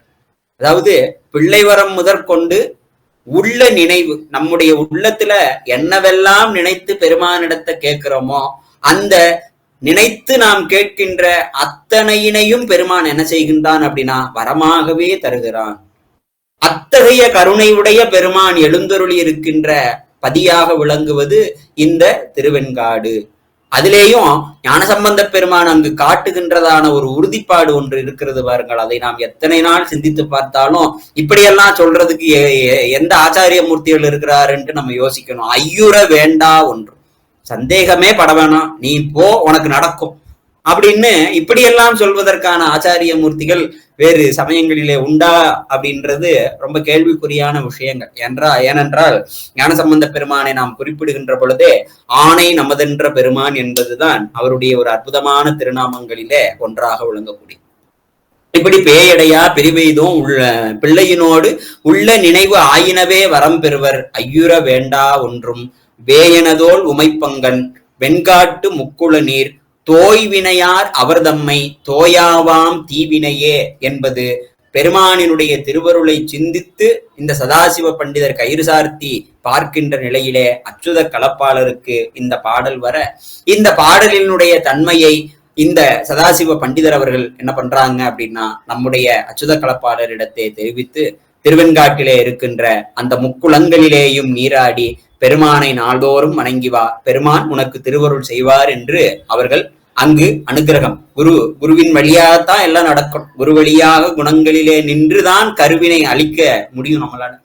ஆகவே அத்தகைய தன்மையிலே அச்சுத கலப்பாளரும் அவருடைய மனைவியாரும் சென்று அங்கு இருக்கின்ற திருவெண்காட்டிலே இருக்கின்ற பெருமானை வணங்கி பலகாலம் அந்த முக்குள நீரிலே உரிய முறைப்படி தீர்த்த ஸ்நானம் முதலியவைகளை செய்து பெருமானை வழிபாடு செய்து கொண்டு வருகின்ற அந்த நாளிலே சிவபெருமான் ஒரு நாள் அவருடைய கனவிலே தோன்றி அவர் என்ன செய்கிறார் அப்படின்னா, நீ உனக்கு இப்பொழுது இத்தகையதான செல்வத்தை பெறுவதற்கான சூழ்நிலை இல்லை என்றாலும் திரு ஞானசம்பந்தனின் வாக்கில் நம்பிக்கை வைத்து நீ இங்கு வந்திருக்கின்ற காரணத்தினாலே நாம் என்ன செய்கிறோம் அப்படின்னா, அங்கு ஞானசம்பந்தனை போன்றே ஒரு குழந்தையை உனக்கு தருகிறோம் அப்படின்னு சொல்லி சுவாமி அவருடைய கனவிலே வந்து சொல்லுவதாக நமக்கு நம்ம அச்சுத கலப்பாளருடைய அந்த வரலாற்றினுடைய தன்மை எடுத்து சொல்லப்படுகிறது. இப்படி வருகின்ற நிலையில இந்த கனவினாலே மிகவும் அகமகிழ்ந்த அச்சுத கலப்பாளரும் அவருடைய மனைவியாரும் பெருமானை நாள்தோறும் வழிபட்டு வருகின்ற அந்த நிலையில அச்சுத கலப்பாளருடைய மனைவியார் மணிவயிறு வாய்க்க பெற்றார். அவருக்குரிய சடங்குகள் எல்லாம் உரிய வகைகளிலே செய்யப்படுகின்றன. அந்த வகையில மிக அருமையான முறையில ஒரு அருமையான திருநாளிலே என்ன செய்கின்றார் அப்படின்னா, ஒரு ஆண் குழந்தை ஒன்று திரு அவதாரம் செய்தது. திரு வெண்காட்டு பெருமானினுடைய திரு அருளினாலே திரு அவதாரம் செய்த காரணத்தினாலே ஸ்வேதவனப்பெருமான் என்று, ஸ்வேதவனப்பெருமான் என்றும் பெருமாள் என்றும் இப்படி நமக்கு இருவகையாகவும் அவருடைய திருநாமம் சொல்லப்படுகிறது. ஸ்வேதவனப்பெருமாள் என்று பிள்ளை திருநாமம் விட்டு குழந்தையை உரிய வகைகளிலே சீராட்டி பாராட்டி வளர்த்து வருகிறார்கள் அப்படின்றத நம்ம பார்க்கிறோம். இந்த நிலையில ஏனென்றால் இவர்களுடைய ஊர் திரு பெண்ணாடகம் அப்படின்னு பார்த்தோம். இந்த நிலையில தாயாரினுடைய சொந்தங்கள் இருக்கின்ற ஊராக விளங்கக்கூடியது திருவெண்ணை நல்லூர். அவருடைய தாய் வழி உறவாக நமக்கு காங்கேய பூபதி என்பவர் சொல்லப்படுகிறார். அவருடைய காலங்கள், போக்குவரத்து இவைகள் எல்லாம் நாம் வரலாற்றின் நிகழ்வுகளே கண்டுகொள்ளக்கூடியதான ஒரு விஷயம். இப்படி இந்த குழந்தையை என்ன செய்கிறார்கள் அப்படின்னா, தாயார் ஊருக்கு அழைத்து செல்லுகிறார்கள். தாயாரினுடைய ஊராக விளங்குவது திருவெண்ணை நல்லூர். திருவெண்ணை நல்லூரை பத்தி நம்ம சொல்லவே வேண்டியதில்லை. ஏனென்றால் அந்த தலமே திரு அருள்துறை. எப்படி திரு பெருந்துறையில பெருமான் மாணிக்கவாசக பெருமானை ஆட்கொண்டாரோ அப்படி திரு அருட்துறையிலே நம்மளுடைய சுந்தரமூர்த்தி சுவாமிகளை எல்லோரும் காணும்படியாக ஒரு அந்தன வேடத்தை எடுத்து கொண்டு வந்து ஆட்கொண்டதான ஒரு அற்புதமான திருத்தலம். அப்படிப்பட்டதான அந்த பழமையான வழக்கம் இதையும் நம்ம புரிந்து கொள்ள வேண்டும். பழமையான வழக்கம், காலங்காலமாகவே அங்கு வருகிற பக்குவ ஆன்மாக்களை, எங்கே வருகிற திருவெண்ணெய்நல்லூரிலே வரக்கூடிய பக்குவ ஆன்மாக்களை காலம் காலமாகவே பெருமான் ஆட்கொள்ளுகின்றதான இடம். அதுதான் ரொம்ப தனிச்சிறப்பு உடையது அப்படின்றத நம்ம பார்க்கிறோம். அதனாலதான் திருவெண்ணெய்நல்லூர் என்பதும் மெய்கண்டார் என்பதை, மெய்கண்ட தேவநாயனார் என்பதை நம்ம பிரிக்கவே முடியாத அளவுக்கு மெய்கண்ட சாத்திரங்களிலே திருவெண்ணெய்நல்லூரினுடைய சிறப்பு அவ்வளவு தூரத்துக்கு எடுத்து பேசப்பட்டிருக்கும். திருவெண்ணை மெய்கண்ட தேவே பஞ்சாக்கர தேசிகனே அப்படின்ட்டு தான் நமக்கு நம்முடைய சுவாமிகள் கூட அற்புதமான பாடல்களை எல்லாம் அருளி செய்திருப்பார் அப்படின்றதையெல்லாம் நம்ம பார்க்கிறோம். அந்த வகையில் நம்ம பார்த்துக்கிட்டோம்னா, இப்படி குழந்தை திருநாமத்தோடு இங்கு தாயார் ஊராகிய திருவெண்ணெய்நல்லூருக்கு உரிய குழந்தை பருவத்துக்குரியதான அந்த விளையாட்டுகளை விளையாண்டு கொண்டிருக்கின்ற நிலையில சிறுதேர் உருட்டி விளையாண்டு கொண்டிருக்கிறார் அப்படின்றது விஷயம். இப்படி இருக்கின்ற நிலையில நம்ம அங்க பார்த்தோம் இல்லையா, தேவ பரம்பரை அகச்சந்தான குறவர் அப்படின்னுட்டு, அதுல பரஞ்சோதி முனிவர் இங்க இருக்கக்கூடிய அகத்திய மாமுனிவரை தரிசிக்கும் பொருட்டாக திரு கைலாயத்திலிருந்து வந்து கொண்டிருக்கிறார். வந்து கொண்டிருக்கின்ற நிலையிலே இந்த குழந்தை விளையாடி கொண்டிருக்கின்ற இடத்தை தாண்டி செல்ல முடியாதபடி அவருக்கு ஒரு தடை ஏற்படுகிறது அப்படின்றார். ஏன் என்று அவர் பெருமானினுடைய திருவருளை சிந்தித்து பார்க்கின்ற நிலையில திரு கைலாயத்திலே தான் பெற்று வந்ததாகிய ஞான மரபு நூலாக விளங்குகின்ற சிவஞான போத நூலானது இந்த நிலவுலகின் கண்ணே வாழுகிற மக்கள் எல்லாம் பெற்று பயனுற வேண்டும் என்பதற்காகவே என்ன செய்தார் அப்படின்னா, இந்த சுவேதவன பெருமான் திரு அவதாரம் செய்திருக்கிறார். ஆகவே இவருக்கு அந்த நூல் உபதேசத்தையும் அந்த மேலே பெற்றிருக்கக்கூடியதாகிய ஸ்ரீ பஞ்சாக்கர உபதேசத்தையும் அதன் அனுபவ நிலையிலே அவரை இருத்தும்படியாகவும் பெருமானினுடைய திருவருள் பரஞ்சோதி முனிவருக்கு உணர்த்தி அருளியது. அதன்படியே என்ன செய்தார் அப்படின்னா, மேலே விமானத்திலிருந்து கீழே இறங்கி 2 வயது குழந்தையாக இருக்கின்ற, எப்படி 3 வயது குழந்தைக்கு உணர்வறிய மெஞ்ஞானம் தாம் பெற்றார் அந்நிலையில் அப்படின்னு தெய்வ சேக்கிழார் பெருமான் எடுத்து காட்டினாரோ, அப்படிப்பட்ட உணர்வறிய மெய்ஞானத்தினுடைய மிக பிழிந்த பிழிவாக இருக்கக்கூடிய 12 சூத்திரங்களையும் என்ன செய்தார் அப்படின்னா, உரிய வகையிலே தீக்கை செய்து சாத்திர உபதேசமாக 12 சூத்திரங்களையும் உபதேசம் செய்து அதனுடைய அனுபவ நிலையிலே நிலைபெறும் பொருட்டாக ஸ்ரீ பஞ்சாக்கரத்தையும் உபதேசம் செய்து அவருக்கு தன்னுடைய ஆச்சாரிய மூர்த்திகளினுடைய பெயராக விளங்குகின்ற சத்தியஞான தரிசனிகள் என்பதையே மெய்கண்டார் என்கின்றதான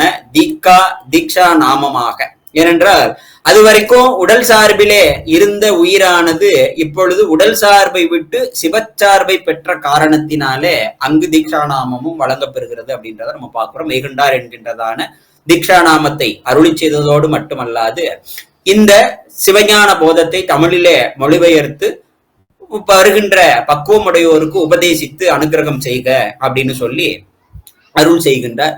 அந்த முறையிலே நம்மளுடைய சுவேதவன பெருமான் என்கின்ற பிள்ளை திருநாமம் உடையவர் இப்பொழுது மெய்கண்ட தேவநாயனார் என்கின்றதான மேலான சிவ அனுபூதி நிலையினை மேலும் தெளிதல் பொருட்டு திருவெண்ணெய்நல்லூரிலே இருக்கக்கூடிய பொல்லாப்பிள்ளையார் சன்னதியிலே ஒவ்வொரு பல நாட்களும் நிட்டையிலே இருந்து தமிழ் மொழியிலே நமக்கு சிவஞான போதத்தை மொழிபெயர்த்து அருளியதோடு மட்டுமல்லாது அதற்கு வார்த்திகம் என்கின்றதாகிய ஒரு உரையினையும் அருளி செய்தார். இத்தகைய நிலையில எப்படி தேன் இருக்கின்ற இடத்தை தேடி வண்டுகள் தானாக வருமோ அதுபோல ஞானாசிரியரை தேடி பக்குவமுடைய ஆன்மாக்கள் பலவும் அடைந்தன. அடைகின்ற பக்குவ ஆன்மாக்களுக்கெல்லாம் ஞான சூரியனாக இருந்து அவர்களுக்கு அஞ்ஞானம் என்கின்ற இருளானது பக்கத்திலேயே வராதபடிக்கு ரொம்ப அழகான திருப்பாடல் எடுத்து காட்டுவார். கண்ணுதலும் கண்டக்கரையும் கரந்தருளி மண்ணிடை மாக்கள் இருள் அகற்ற அப்படிம்பார். இந்த மண்ணுலகத்திலே இருக்கிற மக்களினுடைய அறிவிலே பொருந்தி இருக்கின்ற அறியாமையை நீக்கும் பொருட்டாக சிவபெருமான் என்ன பண்ணாராம், நெற்றியிலே இருக்கின்ற நெற்றிக்கண்ணினையும் கண்டத்திலே இருக்கின்ற அந்த திரு நீலகண்டத்தையும் மறைத்து கொண்டு மெய்கண்டான் என்கின்றதான இந்த பிள்ளை திருநாமத்தை கொண்டு இங்கே எழுந்தருளி இருக்கிறார். இவருடைய திருவடியை பற்றி கொண்டவர்கள் வேறு ஒன்றையும் கை கொள்ள வேண்டிய அவசியம் இல்லை அப்படின்றார். ஏனென்றால் எல்லாவற்றையும் அந்த திருவடியை வழங்கும் அப்படின்ற. யார் சொல்றாங்கன்னா, அந்த திருவடி வழங்கியதை பெற்றுக்கொண்ட அருள்நந்தி சிவாச்சாரிய சுவாமிகள் நமக்கு எடுத்து காட்டுறார். அதுதான் ரொம்ப நுட்பமான விஷயம். ஏனென்றால் ஆச்சாரியரினுடைய அருமை என்பது அவருக்கு அணுக்கமாக இருக்கின்ற அவருடைய சீடனுக்கு மாத்திரம்தான் முழுமையாக புரியும். ஏனையோருக்கு அது புரிதல் என்பது மிக கடினம்.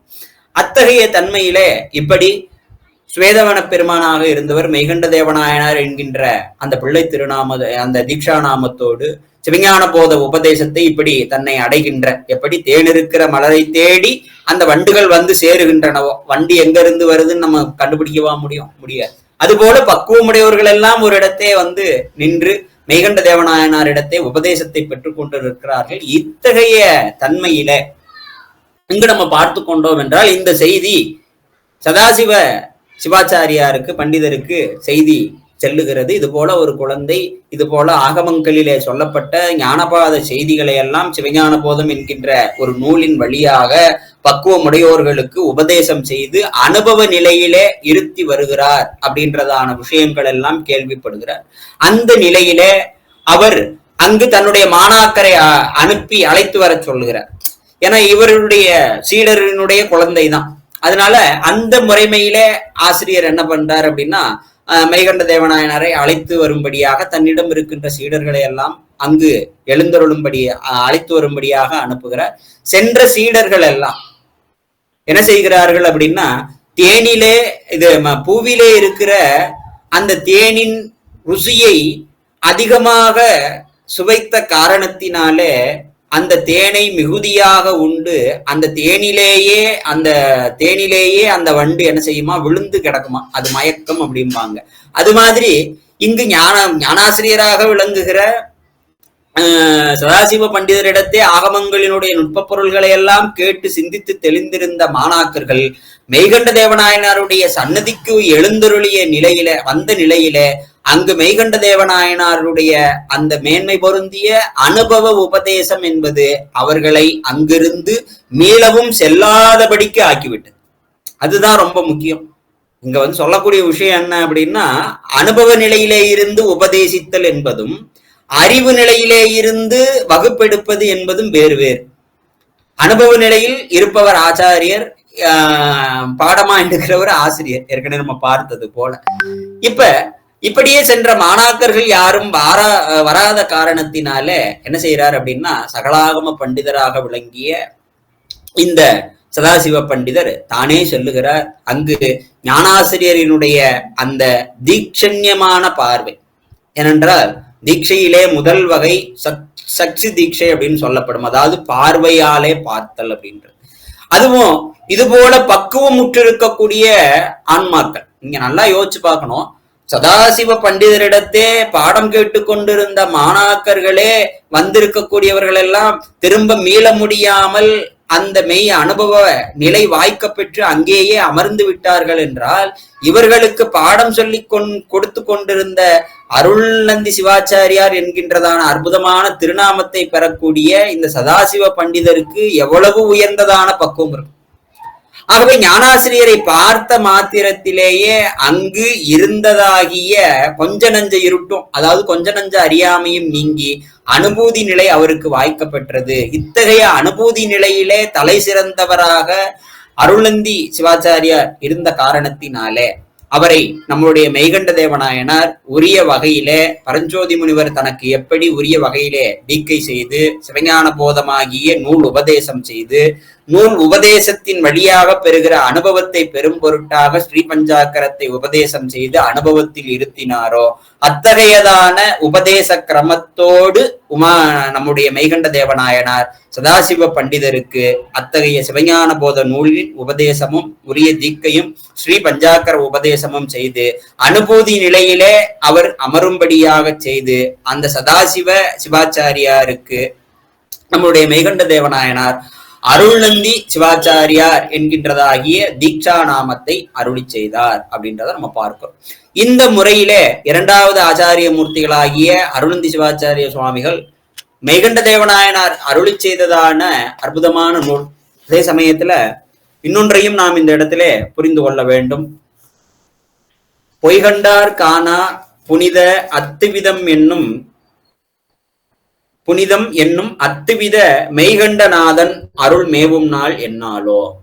பொய்கண்டார் காணா புனித அத்துவிதம், புனித எனும் அத்துவிதம்.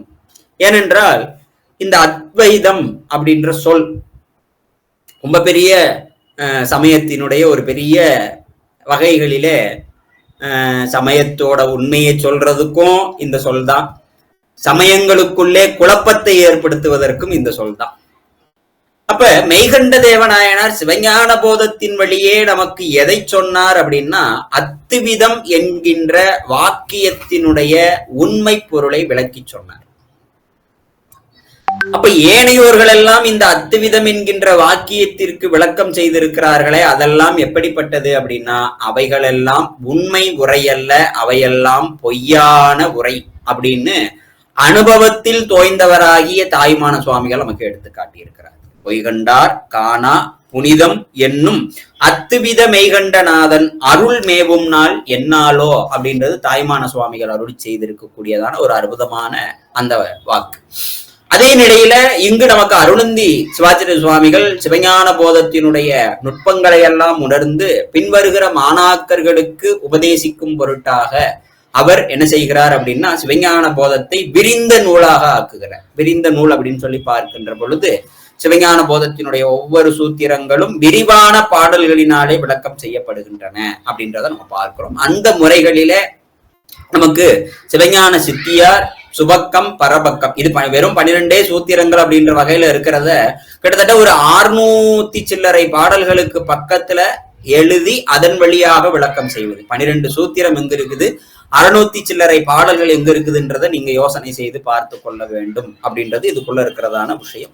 இந்த வகையிலே அருளந்தி சிவாச்சாரிய சுவாமிகளிடத்தே இருந்து நம்மளுடைய இத்தகையதான பரம்பரையானது, இந்த உபதேச கிரமமும் இந்த பரம்பரையுமானது எங்கே வருகிறது அப்படின்னா, மறைஞான சம்பந்தர். அவர் மிகவும் அற்புதமான தன்மை உடையவர்.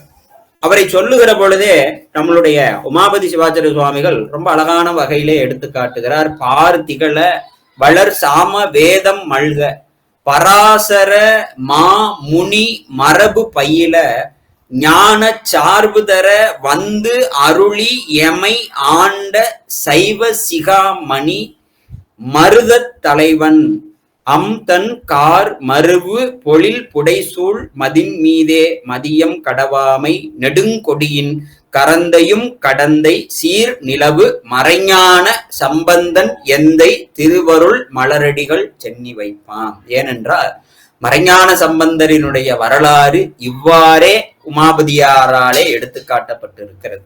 ஏன்னா மறைஞான சம்பந்தரை பற்றியான பெரிய விளக்கங்கள் நமக்கு கிடைக்கப்படவில்லை.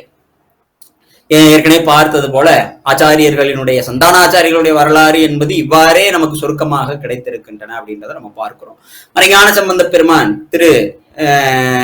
இது போல பராசர மரபிலே வந்திருக்கக்கூடியவர். சாமவேத மரபு, சாமவேதத்தை ஓதுகின்ற பராசர முனிவருடைய மரபிலே வந்திருக்கின்றதான தன்மை உடையவர். கடந்தை நகரை சார்ந்தவர். எப்படி திருத்துறையூரிலே நம்மளுடைய அருணந்தி சிவாச்சாரிய சுவாமிகளுடைய தன்மையை பார்த்தோமோ, அது போல இங்கு கடந்தை நகர் கடந்தையிலே நம்மளுடைய மறைஞான சம்பந்த பெருமானுடைய தன்மையை பார்க்கிறோம்.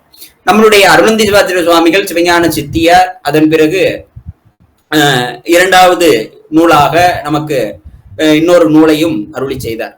அவைகள் நமக்கு கேள்வியும் பதிலுமாக ரொம்பவும் இதுல நம்ம பார்த்துக்கிட்டோம் அப்படின்னா, முதல் நூல் எவ்வளவு சிறப்பான நிலையிலே ஆசிரியர் அமைத்து கொடுத்திருக்கிறாரோ, கிட்டத்தட்ட 328 பாடல்கள் வழியாக சுபக்கத்தினுடைய செய்திகளை எல்லாம் ஆசிரியர் அருளி செய்தாரோ, அதே போல இந்த வகையிலே நம்ம பார்த்தோம் அப்படின்னா, இவைகளெல்லாம் நுண்பொருள்களை, ரொம்ப ரொம்ப நுட்பமான பொருள்களை வைத்திருக்கும்படியான வகைகளிலே அடுத்தடுத்த நூல்கள் நமக்கு செய்து கொடுக்கப்பட்டது அப்படின்றத நம்ம பார்ப்போம்.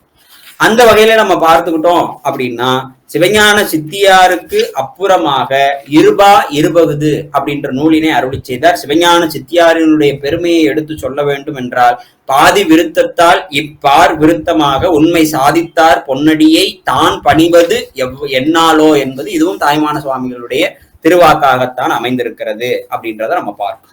இந்த முறைமையிலே இதற்கு அடுத்து வருகின்றவர் யார் அப்படின்னு சொல்லி பார்த்துக்கிட்டோம் அப்படின்னா, நம்மளுடைய மறைஞான சம்பந்தர். இந்த மறைஞான சம்பந்த பெருமான் இது போல அமைந்திருக்கின்ற தன்மை உடையவர். சாமவேதத்தினுடைய சாமவேதம் பயிலுகின்ற மரபிலே வரக்கூடியவர்.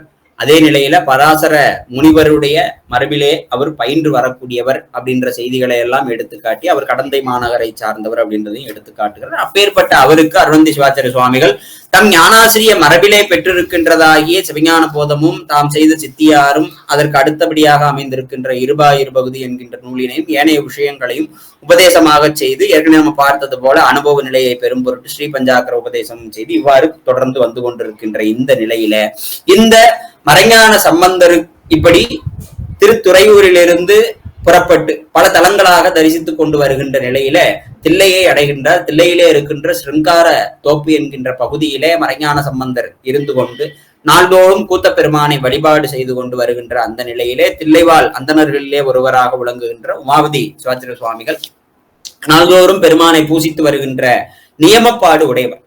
அந்த நியமம் வலுவாது அவர் நிற்கின்ற அந்த முறைமையிலே ஞான ஆசிரியரினுடைய தன்மையை பெருமானிடத்தை நாள்தோறும் விண்ணப்பித்துக் கொண்டு நிற்கிறார். எப்படி இங்கு தென்னவன் பிரம்மராயனாக இருந்த மாணிக்கவாசக பெருமான் அமைச்சராக இருந்த பொழுது சொக்கநாத பெருமானிடத்தே என்று அடியேனை ஆட்கொள்ளுகின்ற தன்மை வாய்க்குமோ அப்படின்னு சொல்லி பெருமானிடத்தை விண்ணப்பம் செய்து கொண்டே இருந்தாரோ அப்படி ஒரு தன்மையிலே உமாபதியார் வாழ்ந்து வருகின்ற நிலையிலே அந்த உரிய பக்குவம் ஏற்கனவே நம்ம பார்த்தது போல ஆச்சாரிய மூர்த்திகளினுடைய பார்வையே போதும், மாணாக்கனினுடைய தன்மை என்பது அதற்கு மேல எதுவும் நடக்க. நீங்க நல்லா புரிஞ்சுக்கணும் அப்படின்னா அப்பாவும் குழந்தையும் பேசிக்கொள்ள முடியாது. குழந்தைகிட்ட நீங்க என்ன பேச முடியும்? கை குழந்தைகிட்ட பேசிக்கொள்ள முடியாது. அந்த இடத்துல என்ன இருக்கும்? அந்த குழந்தையை நாம் ஏந்தி கொண்டிருக்கின்ற நேரம் வரைக்கும் நமக்கு அந்த அந்த குழந்தையினுடைய முகத்தை பார்த்து நம்மளும் சிரிப்போம், அதுவும் சிரிக்கும். இந்த ரெண்டுக்கும் என்ன தேவையில்லை? வார்த்தை என்பது தேவையில்லை. அது வளர்ந்ததுக்கு அப்புறம் அது ஒரு வார்த்தை சொல்லும், நம்ம ஒரு வார்த்தை சொல்லுவோம், அதுதான் பிரச்சனையே, அது வேற விஷயம். ஆனால் இந்த குழந்தையினுடைய தன்மைக்கும் ஒரு தகப்பனினுடைய தன்மைக்கும் நம்ம இந்த இடத்துல பார்த்துக்கிட்டோம்னா அந்த குழந்தையினால எதுவுமே பேச முடியாது. குழந்தை ஒண்ணு நம்ம மூஞ்சிய பார்ப்போம், நம்ம குழந்தை மூஞ்சிய பார்ப்போம். இந்த இரண்டு அறிவுடைய பொருள்களுக்கு இடையே நிகழுகிற அனுபவம் என்பது எவ்வாறு ஒரு நெகிழ்ச்சிக்கு உரியதோ அது போன்றதுதான் குருவும் சீடனும் சந்தித்துக் கொள்ளுகின்றதான நிகழ்வு என்பது. ஏனென்றால் அவைகளெல்லாம் அன்பின் வழிபட்டது. ஏனென்றால் இதை நல்லா நீங்க புரிஞ்சுக்கணும் அப்படின்னா திருவாசகம் முழுவதுமே குருவினுடைய பிரிவினை ஆற்றமாட்டாமையின் காரணமாக எழுந்ததுதான். அதனுடைய தன்மையே அதுதான். திருப்பெருந்துறையில ஆட்கொண்டுட்டு என்னை நீ விட்டுட்டு போயிட்ட, ஏன் இப்படி நடந்தது, நான் என்ன பண்ணினேன் அப்படின்னுட்டு தான் வரிசையா கொண்டு வந்துகிட்டே இருப்பாங்க. அதனுடைய தன்மையெல்லாம் நீங்க அங்க பார்த்து கொள்ள வேண்டும் அப்படின்றதுதான். அந்த வகையிலே உமாபதி சிவாச்சாரிய சுவாமிகள் அந்த பக்குவம் எப்படி சூரியனுடைய வெயில் பட்டதுமே தாமரை மலர்ந்து விடுகிறது பக்குவம் உடையது. அது சூரியன் பட்டதும் தான் ஏன் மலரணும்ட்டு நீ ஏன் காத்துக்கிட்டு இருந்தேன்னு அதிட்ட போய் நம்ம கேட்க முடியாது. இரண்டும் ஒருங்கே நிகழ்கிற நிகழ்வு அப்படின்றத நம்ம எப்படி புரிந்து கொள்கிறோமோ அப்படி உரிய வகைகளிலே பூசை முடித்து அவர் வருகின்ற பொழுது மறைஞான சம்பந்த பெருமானினுடைய சம்பந்தத்தை அது சந்திப்பு நிகழ்கிறது. இதுல நமக்கு பல கதைகள் செவிவழி செய்தியாக இருந்தாலும் சரி, கட்டுக்கதைகளாக இருந்தாலும் சரி, 2-3 கதைகள் சொல்லப்படுகின்றன. அதையும் நாம் தெரிந்து வைத்துக் கொள்ள வேண்டும். உமாபதியார் இந்த மாதிரி பல்லாக்குல சென்று கொண்டிருந்த பொழுது பட்டக்கட்டையிலே பகல்குருடு போகுது பார் அப்படின்னு சொல்லிட்டு ஏகுதல் பார் போகுதல் பார் அப்படின்னு சொல்லிட்டு யார் சொல்றாங்க? மறைஞான சம்பந்த பெருமான் சொல்வதாகவும் அதை உமாபதி சிவாச்சாரிய சுவாமிகள் செவியுற்று கீழே இறங்கி அவரை தன் ஞானாசிரியராக ஏற்றுக்கொண்டு அவர் பின்னே செல்லுகின்ற பொழுது அங்கே நெசவாளர்கள் நெசவு செய்ய வைத்திருக்கக்கூடிய அந்த பாவு கஞ்சியை அவர் குடித்ததாகவும் அவருடைய கைகளின் வழியாக வழிந்த அந்த கஞ்சியை உமாவதி சிவாச்சாரிய சுவாமிகள் அவரும் உண்டதாகவும் அதனால் அவருக்கு பக்குவம் உண்டு என்று இவர் ஏற்றுக்கொண்டு அதன் பிறகு அவரை தன்னுடைய சீடராக ஏற்றுக்கொண்டார் என்றும் இப்படி பலவிதமான கதைகள் நமக்கு என்ன செய்யப்படுகின்றன அப்படின்னா இந்த வரலாற்றுகளுக்குள்ளே சொல்லப்படுகின்றன. ஆனா சந்தான ஆச்சாரியர் பிராண சங்கிரகம் இது போன்ற செய்திகள் என்ன சொல்லுகின்றன அப்படின்னு சொல்லி பார்த்துக்கிட்டோம் அப்படின்னா சிருங்கார தோப்பிலே உமாபதியார் சென்று ஞானாசிரியரை தரிசித்து அங்கு அவருடன் இருந்தார் அப்படின்றதுதான் விஷயம்.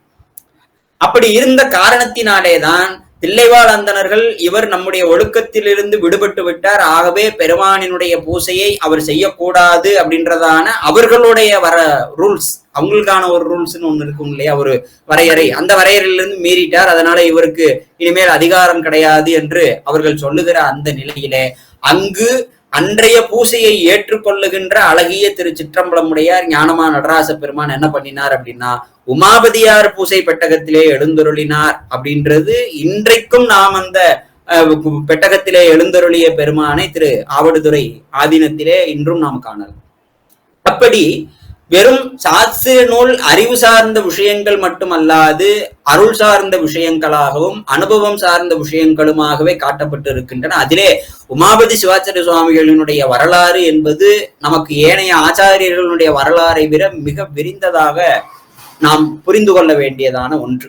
ஏனென்றால் எப்படி நம்பியாண்டார் நம்பிகள், அதன் பிறகு தெய்வ சேக்கிலார் பெருமான் போன்றோர்கள் எல்லாம் சைவ சமயத்தினுடைய இந்த தோத்திர மரபை ஒரு வடிவமைப்புக்குள்ளே ஒரு கட்டமைப்புக்குள்ளே கொண்டு வந்து இவைகள்தான் என்று நமக்கு அடையாளப்படுத்தி காட்டினார்களோ, அதுபோல நம்மளுடைய இந்த சாஸ்திர மரபுகளையும் சாஸ்திரம் சம்பந்தப்பட்டதான விஷயங்களையும் அதற்கு அடுத்தார் போல நம்மளுடைய தோத்திரங்களினுடைய தன்மைகளையும் ஒருங்குபடுத்தி எடுத்துக்காட்டியதாகிய ஒரு மகோன்னதமான பணியினை செய்தவர் நம்முடைய உமாபதி சிவாச்சாரிய சுவாமிகள். அதை யாராலும் மறுக்க முடியாது. ஏனென்றால் இந்த நூல்களினுடைய தன்மை என்பது ரொம்ப ரொம்ப நுட்பமானது. அதே சமயத்திலே கடல் போல பறந்து விரிந்திருக்கக்கூடிய நூல்கள், கிட்டத்தட்ட 10,000க்கும் மேற்பட்ட பாடல்கள் திருமுறைகளிலே இருக்கின்றன.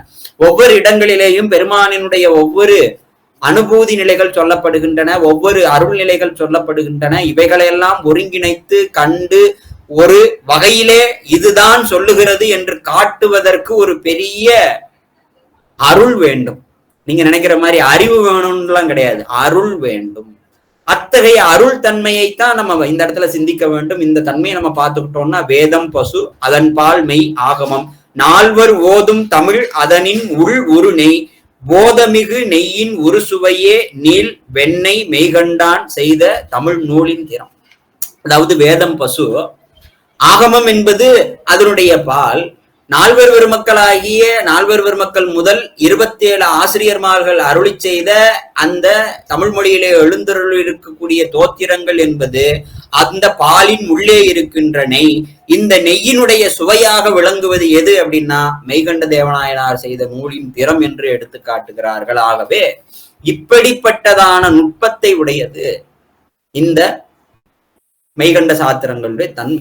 இவைகளெல்லாம் இப்படி உமாபதி சிவாச்சாரிய சுவாமிகள் ஒருங்கிணைத்து காட்டவில்லை என்றால், ஞான சம்பந்த பெருமான் என்னமோ ஒன்று சொல்ற, நம்முடைய நாவுக்கரச பெருமான் ஏதோ ஒன்று சொல்லுகிறார், மாணிக்கவாசக பெருமானுடைய கொள்கை வேறு, சுந்தரமூர்த்தி சுவாமிகளினுடைய கொள்கை வேறு, ஒவ்வொரு ஆசிரியர்களும் ஏதேதோ கொள்கை ஏதேதோ ஞான நெறி ஞான மரபை பின்பற்றி கொண்டிருக்கிறார்கள் என்பதான ஒரு பார்வை நம்முடைய சமயத்துக்குள்ளே வந்திருக்கும்.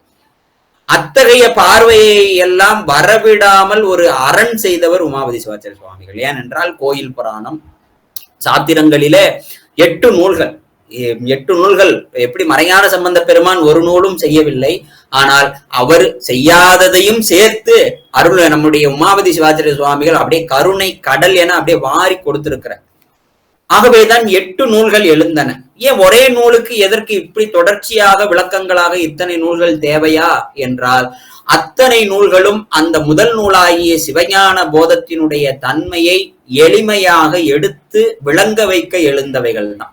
ஏன்னா சிவஞான போதத்தினுடைய தன்மை 28 ஆகமங்களிலே விளைகின்றதான சந்தேகத்தை எல்லாவற்றையும் நிவர்த்தி செய்வதற்குரியதான நூல். அதை நாம் புரிந்து கொள்ள வேண்டும். 28 ஆகமத்தினுடைய சந்தேகத்தை நிவர்த்தி பண்றதுக்கு ஒரு நூல் இருக்குதுன்னா, அதுக்கு இவ்வளவு விளக்கங்கள் செய்யவில்லை என்றால் அதனுடைய தன்மையை நம்ம எப்படி புரிந்து கொள்ள முடியாது இல்லையா? அதனால இப்படி சித்தாந்த அட்டகம் என்று சொல்லுகின்ற முறையில 8 நூல்களை ஆசிரியர் நமக்கு அருளி செய்தார் அப்படின்றத நம்ம பார்க்கிறோம். அது மட்டும் இல்லாம இது போல தமிழிலே எழுந்தருளி இருக்கக்கூடிய பல புராணங்கள், கோயில் புராணம், தில்லைக்கு கோயில் புராணம் ஒன்றை அருளி செய்திருக்கிறார். அதோட மட்டும் இல்ல, திருமுறை கண்ட புராணம் என்கின்ற முறையிலே நம்பியாண்டார் நம்பிகளுடைய வரலாற்றை அவர் தான் கொடுத்திருக்கிறார். அதே சமயத்துல திருத்தொண்டர் புராணம், திருமுறை கண்ட புராணம், அதன் பிறகு நம்ம பார்த்துக்கிட்டோம்னா திருத்தொண்டர் புராண சாரம் என்கின்ற முறையிலே தெய்வ சேக்கிலார் பெருமானுடைய வரலாற்றையும் அவர் நமக்கு அருளி செய்திருக்கிறார். தேவார அருள்முறை திரட்டு என்கின்ற முறையிலே திருவருட்பயனுக்கும் தேவார அருள்முறை திரட்டு என்கின்ற இந்த திரட்டுக்கும் மிகுந்த நெருக்கமான ஒரு தன்மையை எடுத்துக்காட்டி திருமுறைகள் காட்டுவது, சித்தாந்த சாத்திரங்கள் சொல்வது எல்லாம் ஒன்றுதான் என்கின்றதான ஒரு மிகப்பெரிய வரையறையை செய்து கொடுத்தவர் அப்படின்றத நம்ம பார்க்கிறோம். இதற்கு அடுத்தாறு போல ஒரு மிகப்பெரிய ஒரு சம்பவம் என்ன அப்படின்னு சொல்லி பார்க்கின்ற பொழுது பெற்றான் சாம்பானுக்கு முக்தி கொடுத்ததான செய்தி. அதை நாம் பார்க்கின்ற பொழுது கூத்த பெருமானே கைச்சீட்டு எழுதி கொடுத்தார். அடியாருக்கு எளியன் சிற்றம்பலவன் கொற்றங்குடியாருக்கு எளிய கைச்சீட்டு படியின் மிசை பெற்றான் சாம்பானுக்கு பேதமர தீக்கை செய்து முக்தி கொடுக்க முறை என்கின்ற முறையில சைவ ஆகமங்களும் சைவ ஆகமங்களிலே சொல்லப்பட்டிருக்கின்ற கிரியா முறைகளும் அதே சமயத்திலே அந்த கிரியை முறைகளின் படியே நின்று அந்த செயல்களை செய்கின்ற பொழுது ஒரு ஆன்மாவானது இந்த உடலிலிருந்து விடுபட்டு இறைவனுடைய திருவடியை அடைய முடியும் என்பதை நிகழ்காலத்தில் நிகழ்த்தி காட்டியவர் உமாபதி சிவாச்சாரிய சுவாமிகள். இதுக்கு மேல ஒரு பெரிய விஷயத்தை நம்ம சொல்ல முடியவே முடியாது. ஏன்னா நம்மளுக்கு சந்தேகம் இருக்குது. ஆவாகனம்னு சொன்னா சாமி ஆவாகனம் ஆயிடுவாரா, ஸ்தாபனம்னு சொன்னா சாமி இருந்துருவாரா,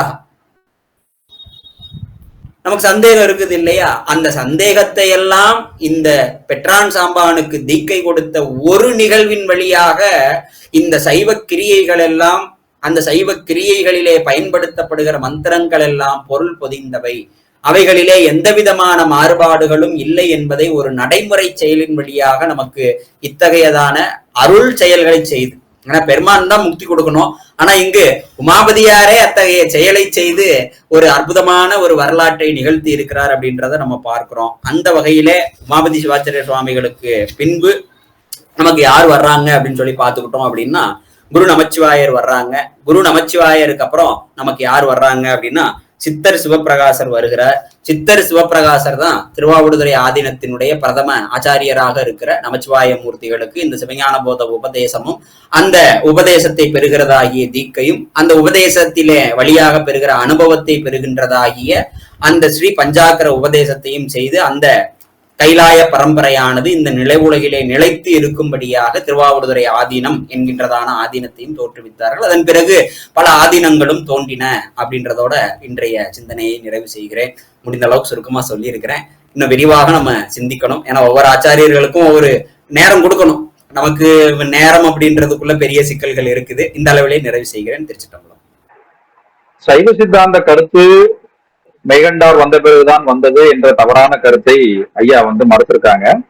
சைவ சித்தாந்த கருத்து ஏற்கனவே திருமுறைகளிலே சொல்லப்பட்டிருக்கிறது. திருவாசகம், திருமந்திரம், காரைக்கால் அம்மையார் ஆகிய 3 முக்கியமான பாடல்களை அவர்கள் எடுத்து காட்டினார்கள்.